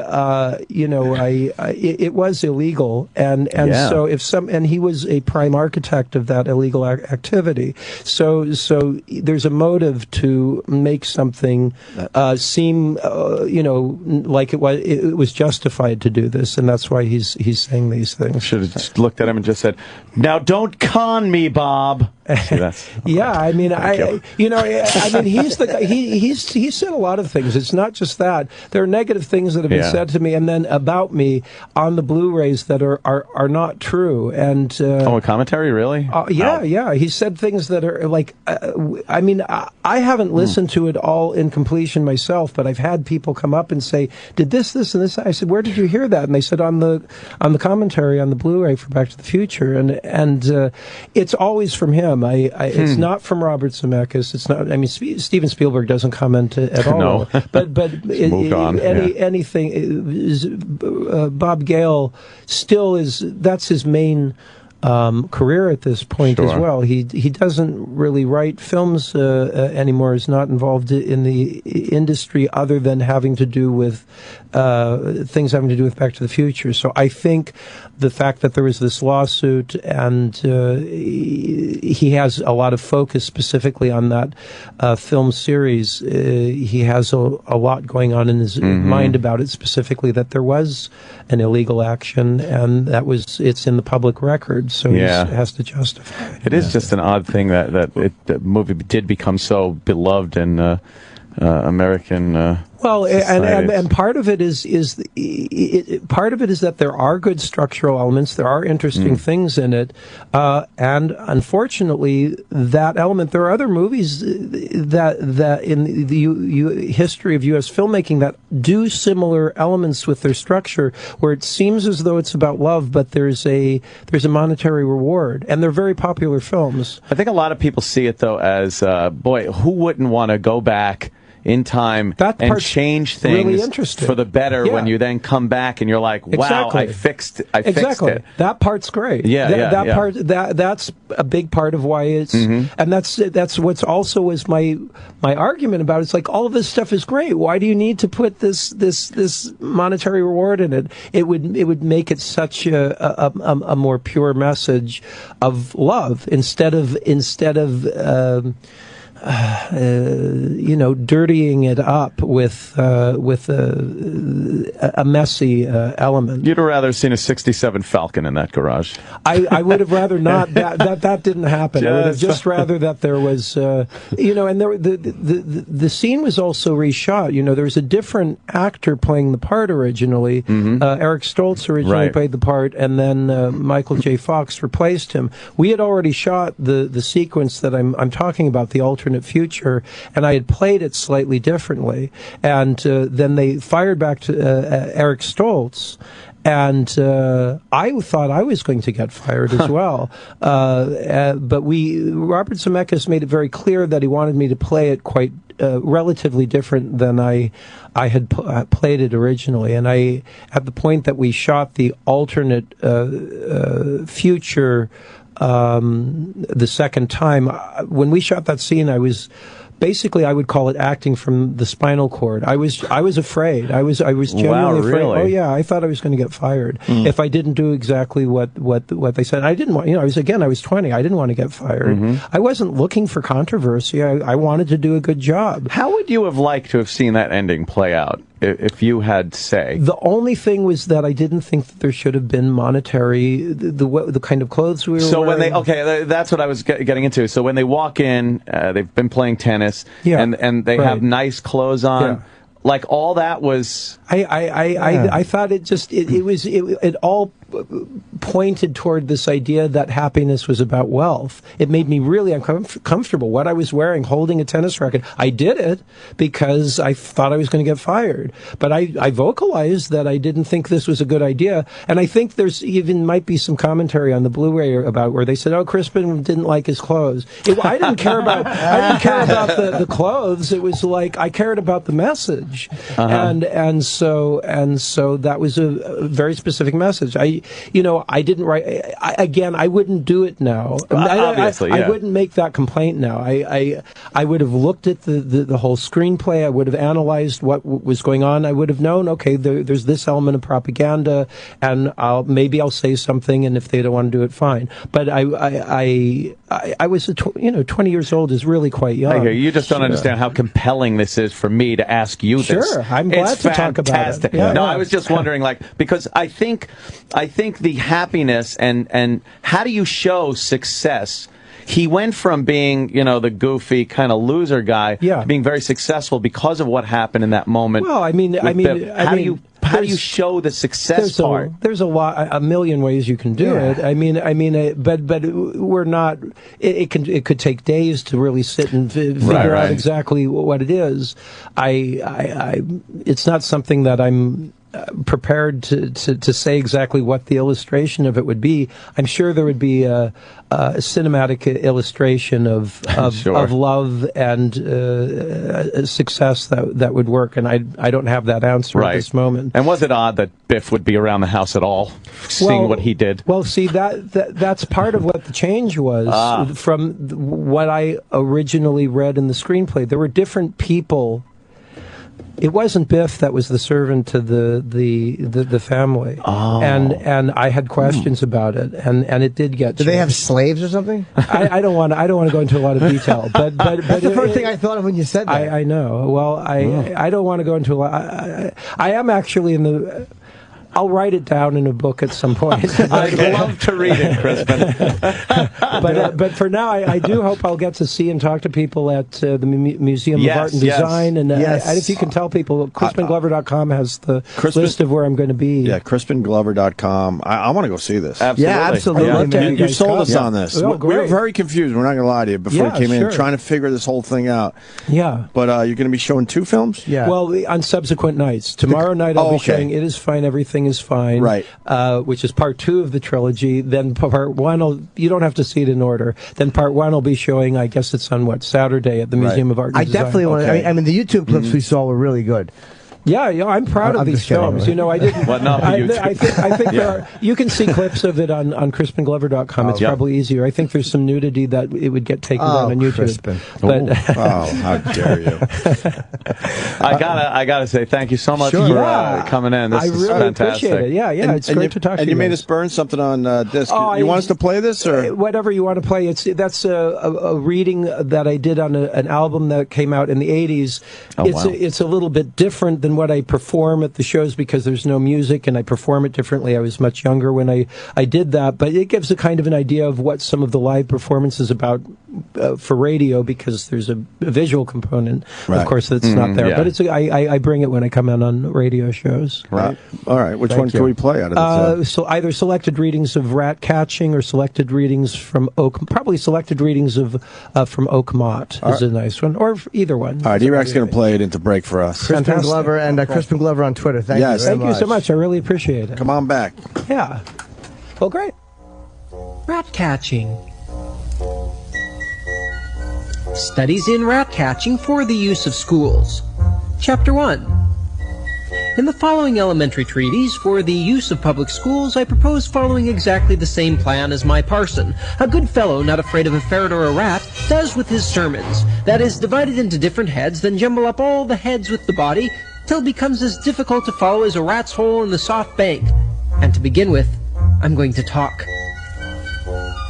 Discretion will not rule. I faced a lion about being a young nothing from having a rat. Don't be bitten.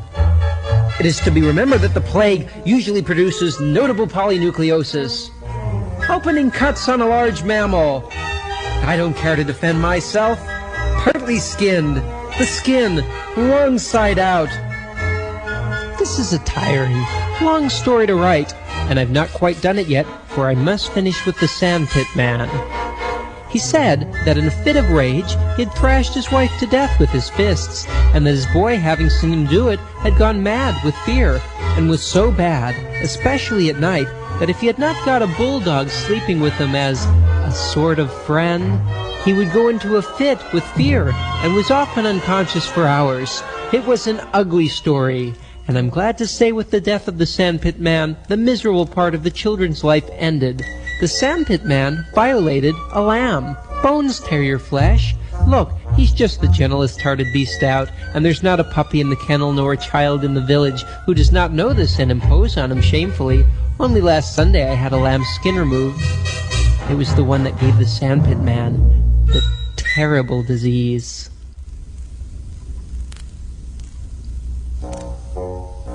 It fits tight and takes some pulling, but it comes steadily along, wiping all before it.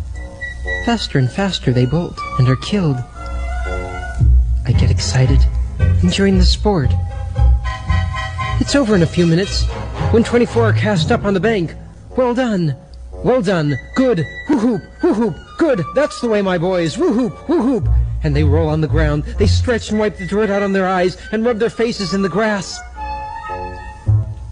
In the West Country, it's so infested with the jackrabbits that the whole community rises to drive the pests in a never-narrowing circle that at last ends in the corral. Here, they are leisurely shot, or killed with clubs. Sometimes, I feel as though I may fade away. Then, I remember my work.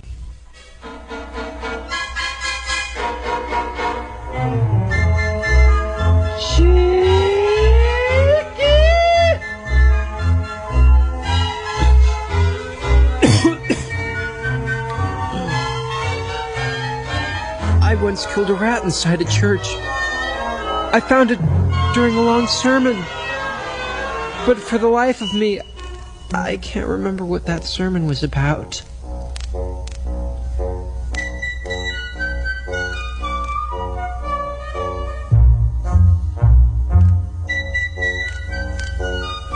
Mutilated pigs, nerve reflexes, the queer platypus, almost the only mammal whose young are born from eggs. Almost. The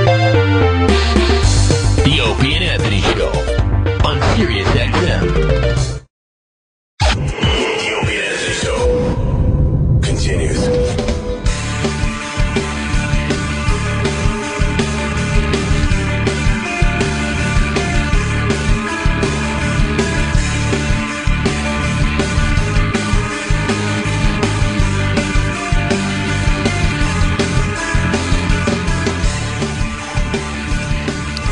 Crispin Glover was great. Oh, yeah. Yeah, he was. He's a highly intelligent man. I think so. I think that's his curse. Yeah. Yeah, he's extremely intelligent. Extremely. I want to get to that Back to the Future stuff. I want to talk to him about that. Now, me and Travis are just going back and forth here. Like, what was the part that they changed and made Biff the guy that was, waxing the car there, and kind of the servant of the McFly house? Like, what they changed something? He found it offensive. What could it be? Travis was speculating that maybe it was Mayor Goldie Wilson, instead of being the mayor, was waxing the cars. But that would be considered offensive today if it was an African American. So maybe that sort of makes sense, right? Yeah. Like Goldie Wilson, before Marty went back and changed things, Goldie Wilson was the mayor of Hill Valley. So you're saying that something... Yeah, I'm not saying it makes sense. Well, but something that happened that changed things for the better for the McFly family also changed the fact that the mayor, Goldie Wilson, wouldn't have become the mayor and would have ended up waxing his car. Waxing George's car. Maybe. Marty's car. Maybe. Or maybe Chuck Berry is waxing the car because Marty, Chuck, not Marvin. Marvin took the sound and he became the famous Berry, and Chuck Berry is out there washing Marty's car. That's not a bad That would have been kind of cool. They open the door and it's actually Chuck Berry, and he's waxing Marty's car, and you go, what happened? Now Chuck. And then they see that Marvin Berry has an album out. And he's the famous guy. Maybe that's what happened, right? We'll have to ask him next time he comes in.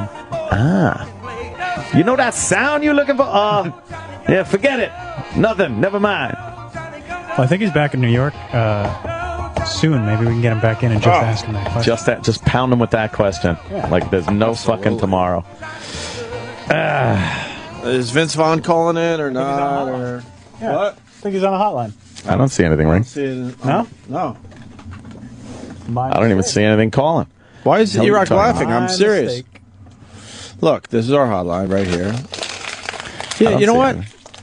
I thought these phones weren't working today. Yeah, we got no calls today. I thought we just sucked extra bad today. We had no calls today. No, that came not in. one. I didn't even see one pop up. Not one call. So the phones are officially broken. That's the problem. Yeah, what? Uh-oh. Story for another day. What happened? It is? Well, no, it's not. It's for today. Who screwed up? Oh, no, nobody. Oh. What's the story for No, another trust day? me, it's a story for another day. Damn it. What day? Like tomorrow? Yeah. Is the hotline ringing? I don't see anything, no. Yeah, our phones are shot today. Yeah, they're gone. I had a feeling early on, and then I'm like, maybe we just really suck today. No one wants to call. I know, people are applauding that we couldn't take phone calls today. Yeah, but we didn't get the call, and then the next call that said that the first call was an asshole that didn't know what he was talking I personally enjoy a phone call or two on a radio show. God forbid. All right, well, whatever. No Vince Vaughn? Phones are broke. Yo, Vince, you out there somewhere? Gotta be on hold. I know. But we can't. Is this the story for another day? Can we read this? Oh, man. Story for another day? Travis is typing pretty quickly. You're a good typer. Thank you. Sal ran in here thinking there was something wrong and almost ruined the whole thing. Oh. What does that mean? See, they're under the impression that we're faking that the phones are broke. What happened? We're not phones are- faking. They're really broke. Yeah. Oh, so what does Sal have to do with this? He's an idiot. Yeah, that's the problem with being new. Yeah. You know? You don't know how everything works. Yeah. Sal. We were talking about Crispin Glover and how he's highly intelligent. He's a smart guy, yeah. He's extremely intelligent. And he's a very conscientious artist, and I respect the fact that that's how he sees his work, and that's what he wants to do. Good The for him. patience he has is incredible. Well, incredible. I just still trying to figure it out. What? But it's funny because then he'll do something like Hot Tub Time Machine. You know, like he readily admits that Yes, he was in that. Right. Roland's writing me, you're killing me. I'm telling you, we don't have phones. Come in. Where's Roland? Come in. I just got a text. You're killing me. He thinks we're doing a bit. We're not doing a because bit. of Vince Vaughn? Yeah. Well, you get a problem with the phones. He's supposed to. Our I phones are swear dead. we're not doing a bit. We haven't gotten one call today. The phone was lit before. There was Roland. I'm not doing a bit. Roland. Maybe if we had an engineer who's fucking competent and came here and fixed the phones for guests, then we would have had one. Shit. Yeah, we better get Mars in here. Marcelino. Did he call in? Yeah, 3 times. Yeah, we're not messing with him. We didn't see anything. I swear. I swear to you. This wasn't. I'm not stupid. I want to go to This wasn't lighting up. Oh, I mean, Mars is coming in really slowly, which is Of good. course. That's what you want from an engineer in a panic situation. Mars. The phone's not working. Oh shit. Travis, what do you want me to do about this? What? Fix them. I'm not your Like boss. say like they've been working all this time? What? No, I just discovered we didn't have phones all day, so that's the first problem. That is not I swear to God. That's true. I swear. No, we didn't take one phone call We today. didn't. And I was looking down and trying to see if people were. I thought I saw calling one and lit before. commenting. Now There's they're nothing ringing. there. No lines there. There's nothing. There's nothing. But why I mean, are they maybe there was something earlier in the day and it went bad during the Why show. are they I don't lit on know. the phone right now? Like, there's what, But I number just 3 is discovered blinking. that we don't have phones. Look, I can't get anything done. What? See these phones now? I see them on this one in front of me. Yeah. Thank God my advice show isn't today. Can you imagine the disaster of not having phones? Oh my For God. a guy like me to help everyone?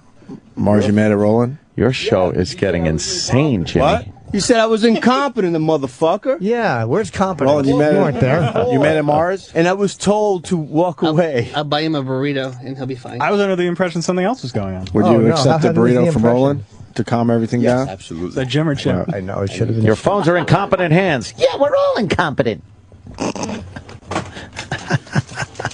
What are you Mexican smell. Oh my God. What? It's true. What? He's a racist. Sir. Yeah, Jimmy's advice show. Holy shit. I was just joking. Getting heavy. Yeah. Wow. These people fucking ready to kill themselves. Jimmy's talking people down from the fucking windows. Really? Yes. I was listening yesterday on the way home. And then Okay. some guy, oh my God, the guy just started All right, we got crying at phones. the end of the fucking. Relapsed, yeah, fuck. Jesus. Wow, it's like a soap opera. Dude, right? He relapsed after 17 years. 17 years he drank fucking the night relapsed. before. And he He called relapsed. in crying. They called Oh in. my God. Oh my God. That was when I got home and I wasn't able to listen to the end of that. What happened? We don't know. I mean, hopefully he'll call his sponsor. He said he's going to call his sponsor. Hopefully Yeah. he's right back on the. Because he's like, my sponsor is. My friend. He started crying. Wow. It's like call that we didn't want to take. No. Like, thank God it's Jimmy's show and stuff. If I had to take that call personally, be like, yeah, I'm busy. I got a pool to fix.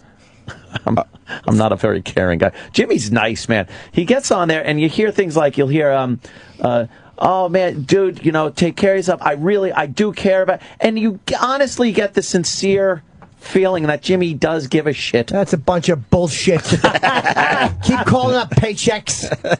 Yeah. No, I do. I empathize with certain You really people. do. You give great advice, especially stuff that you know about. Right. Like when people call in about their kids, Jimmy's like, look, I'm going to be honest with you. I don't know what the fuck you're can't talking pretend about. I have kids. But when it's things Ooh, about... you want a special guest? Opie will help out. I'd be more than happy Can to I have be your you. special guest? Sure. We'll do an episode. When it's things about addiction and sexual things, things with chicks, whatever, that shit, you fucking fall right in that, and you're able to, tell it to people in such a great, honest way. I enjoy your show, Jimmy. Thank you. The phones are working. Okay. What? Yes. Vince Vaughn, welcome to the Opie and Anthony Show. Oh, see. What happened there? But the phones are working. He's just not there. You are getting a look from Roland that it really is the guard from Midnight Express, the warden guy from Midnight Express. Look at his teeth. Yeah. Remember, you're more mad at Mars. We really didn't have phones. Mexicans. We do have phones now if he wants to call back. Oh, boy. It's fucking 6 minutes. Oh, no, don't make the call. 6 minutes? Let's do it tomorrow. Just some Can we do it tomorrow? Can we do it tomorrow? No one did it on purpose. Why? There's a special thing. Tell him there was a technical difficulties. He's used He to understands that. that, right? Movie guy. Technical difficulty. Yeah. And then we'll talk to him with a big mouth full of fucking ribs and why are you so mad? Barbecue. I'm a chance Sudoku for you. Why? Don't get mad at me. I was just trying to have a little fun right there. You're the figurehead. You're the guy that I ain't no plunks the fucking phone down. figurehead, motherfucker. You are the guy that plunks the phone down. Oh, the hotline's ringing. Who's on the hotline? Eric's trying to call. No, Eric, we don't want him to call right now. Yeah, Eric. Eric, you're what such are you a doing? bum. Eric, what are you doing? But he shouldn't have listened to What I was told. Who told you? I did. What'd you tell him? I said, yeah, sure. Hey, Travis. Roland. Well, it's not my fault Eric can't think for himself. Oh! Let's talk about something positive. First of all, you booked HIV. 18 fucking guests this week. That's very good. It was a great week of guests. Great week of guests. So we got that going for us. And secondly, we got barbecue tomorrow. Doesn't that make you happier? That is good. When the pitmasters come, yeah. There'll be 4 of them. What are they going to do? I don't know. Bring us barbecue. Bring us barbecue. They go, hey. But they can't barbecue in front of us? They're barbecuing at Madison Square Park. And then coming over with it? Yeah, they started this morning. What are they bringing? Ribs? Ribs, pulled pork, brisket. Pull my pork. Yeah. I can pull that pork. Nice. Chippa loved it. They're all from different regions. One's from Georgia, one's from Austin, one's from Mississippi. You got anyone from Centerport? No, one's from Kansas. That's close. Kansas. It's delicious. Is Vince Vaughn on Twitter or no? Mm-hmm. I think so. You got one from Centerport? No, one's from Kansas. Close enough. Yeah, what the fudge? That's the hometown of Greg Opie Hughes. Centerport, Long Island. Yes. And tomorrow is National Donut Day. Cronut Day? Yeah. Oh, yeah. Is tomorrow Cronut Day, too? Possibly. If I get one, I'm stepping on it. Yeah. I'm just letting you know, VAUGH. Yeah. What's his fucking Twitter? I think it's his. Is it his name? No. Wow. Oh. We really fucked up today, Andy. What happened? Got fucking. Yes, I we confirmed. got Roland mad. Roland's? I don't think Roland's mad at me, right? I love you. I was shitting. Aw. What? I took since 6 o'clock this morning. Dude, I took a shit. You ever wipe your ass and you pull out what's like a half a cake on the paper and you're like, this is going to be a long take a while. wiping session. It's going to take a while, yes. Oh, that's Because disgusting. you feel it when it's coming out, like you're like... It's a little too mushy. Dude, but you still feel like, oh, there's at least a fucking quarter of a log stuck in there. It's not fucking forcing out. And you put your finger in there and it's like, oh, you pull it out and there is a weighty difference on the paper. Yeah. I got a training session. I hope my ass doesn't stink. What's better than clean toilet paper, though? That makes you skip fucking down the hall. You're so happy. Yeah. Right?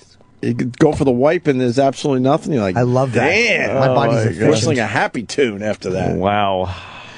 That is so fucking disgusting. Yeah, but I pulled it out. It was like a fucking... It was literally like I had just dipped my napkin in brown oil. I'm like, oh boy, I won't be back before the break's over. I'm gonna be fucking fishing in here for. What happened? I was just trying to pull out raw shit. I'm like, I don't need it to be perfectly clean. I'm just scooping out raw shit. That's horrible. It's like you don't know whether to wipe your ass or put a ladle in it. I should have ladled out my ice cream asshole. scoop. Yeah. Shook. Yeah, I have a fucking roid. That's You ever put your terrible. finger in your asshole and you can feel a roid about an inch deep? No one does that except you. You finger your asshole so deep and so much when you wipe. That sounds like the beginning of a haiku. I just clean around the cesspool top. You go inside. Fuck that. I just clean around the fucking. I get the it fucking good, seal. but That's about it. There's no reason to get in beyond the No. fucking gasketed hatch. No. You know? Yeah. Yeah, you know. I owe E-Rock an apology because we're talking about bathrooms. Yeah. E-Rock, probably for a year, I thought every morning you went in that bathroom and beat the shit out of a toilet. Oh.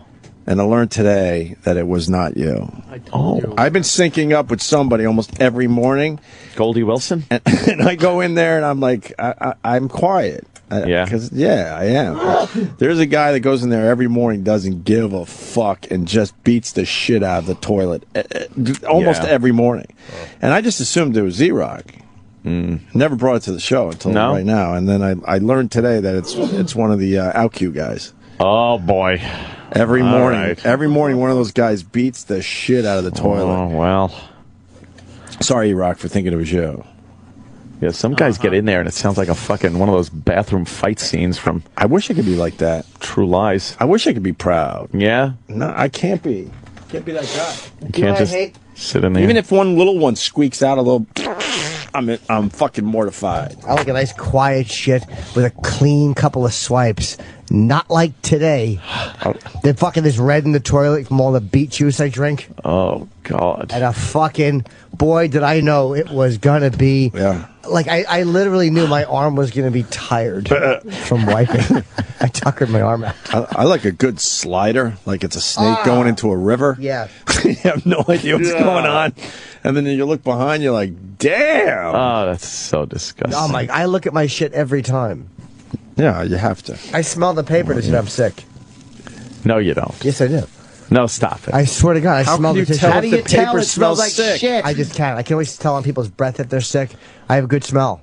Sense of smell.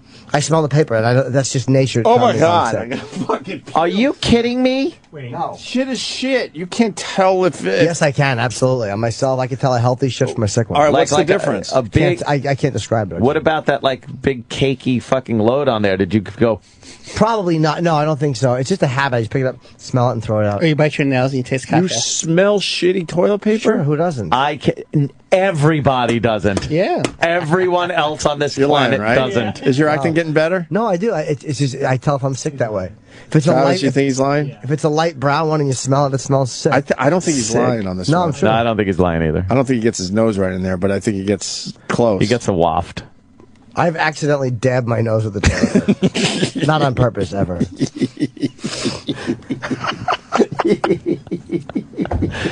You got weird bathroom habits, man. What is that Smelling about? the shit to see if he's sick. I think if you're smelling the shit, you're sick. That's fucking sickness. Yeah. I'm up to the stage where I bribe my kid because he's starting to, go to the toilet. Yeah. He gets M&Ms and stickers every time he makes wee or do. Is he? Does he know how to take care of his The own wiping's business? a little rough. Yeah. Yeah, he wants to wipe from the back to the front. I'm like, yo. Yeah, you get your balls all dirty doing that. That's why I try to tell him. But he's trying to figure out what the balls are. He goes, what's that? He goes, what's... Oh, no. What's right below my penis? He said, that's a camera. Jesus. Fucking the questions these fucking little fuckers What's ask right you. below my penis? Oh, my God. That's Uncle Jimmy. Shit. Roland, you happier? Once I kick an animal, yes. Wow, you're really mad. Why are you mad? Who are you mad at, Morris? No. Are you mad at... You're not mad at me, are you? Well, You're mad at me? And the phone system. Wait, how are you mad at me? well, How are you mad at me?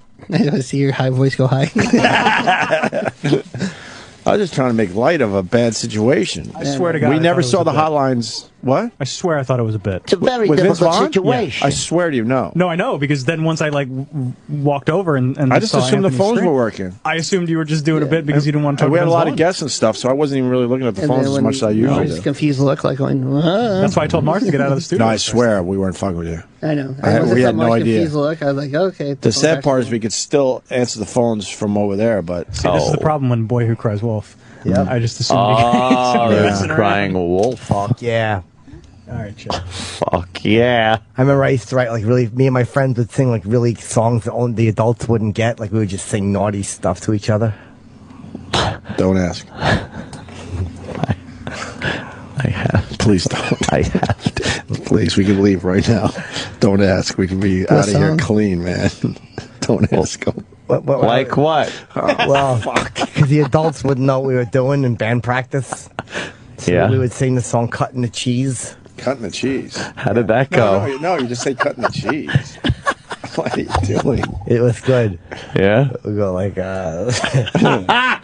we're cutting the cheese. We're cutting the cheese. Someone get a knife because we're cutting the cheese. How wouldn't the adults know about They that? didn't know. We would just get a knife. Someone get a knife because we're cutting the cheese. I don't like this at all. Why? You asked for it. I know I did, and I always regret it. You don't think, Always. You don't think that's a good song? It's not hard rock at all. Yeah, it was just fun. Oh, I feel like the God. adults had no idea.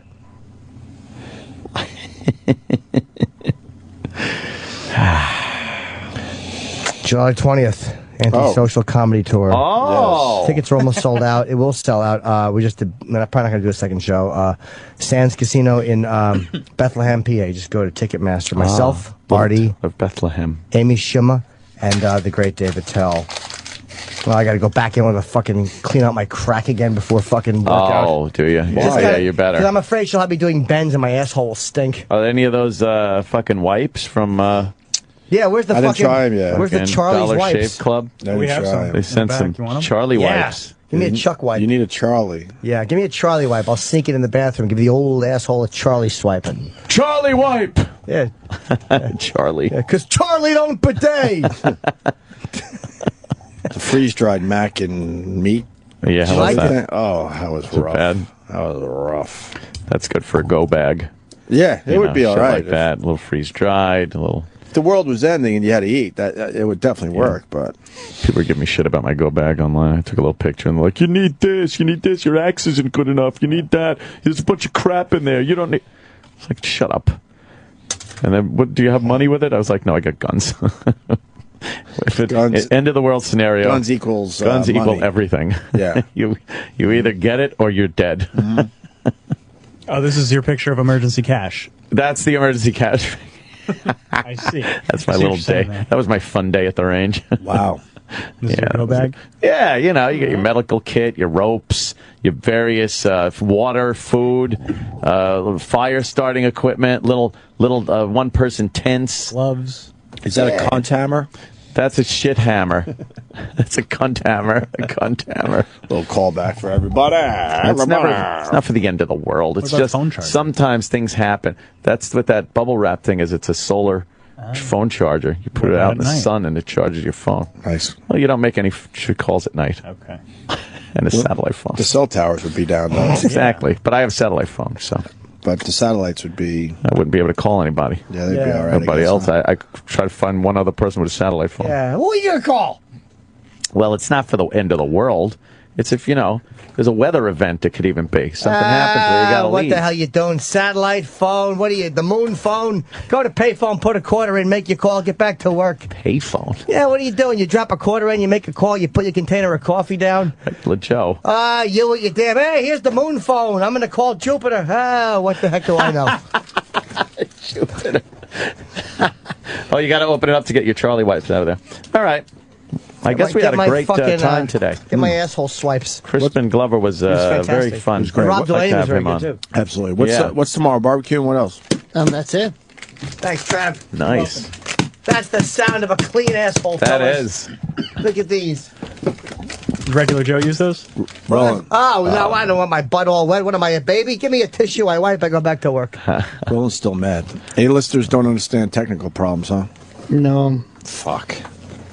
What the fuck? It was it's okay. It's engineering. Is he on phone? It's engineering. Oh, Mars. It's like, what the fuck? It's engineering. Yeah, Mars, he's blaming you, saying like a train. He's blaming you for not fucking fixing the phones. Dude, there was nothing wrong with the phones. If he was on the line, he would have stayed on the line. Ooh, I saw the. I didn't see him calling over here. I saw it. I saw on the hotline on my desk. I swear to you that I did not see the hotline ringing on my contraption. It's the telephones. AT&T. Ooh. All right. I've had enough of this. Man. Enough of this for today. For the love of God. Yeah, but let's wrap up one other thing really fast. Alrighty. 2 seconds. I wrote Don Imus' show there. All right. Our pal Rob Bartlett. I wrote hilarious. I got the same shitty gift from Paul Anka that Imus got. Yeah. He writes, I will tell Camilla Parker.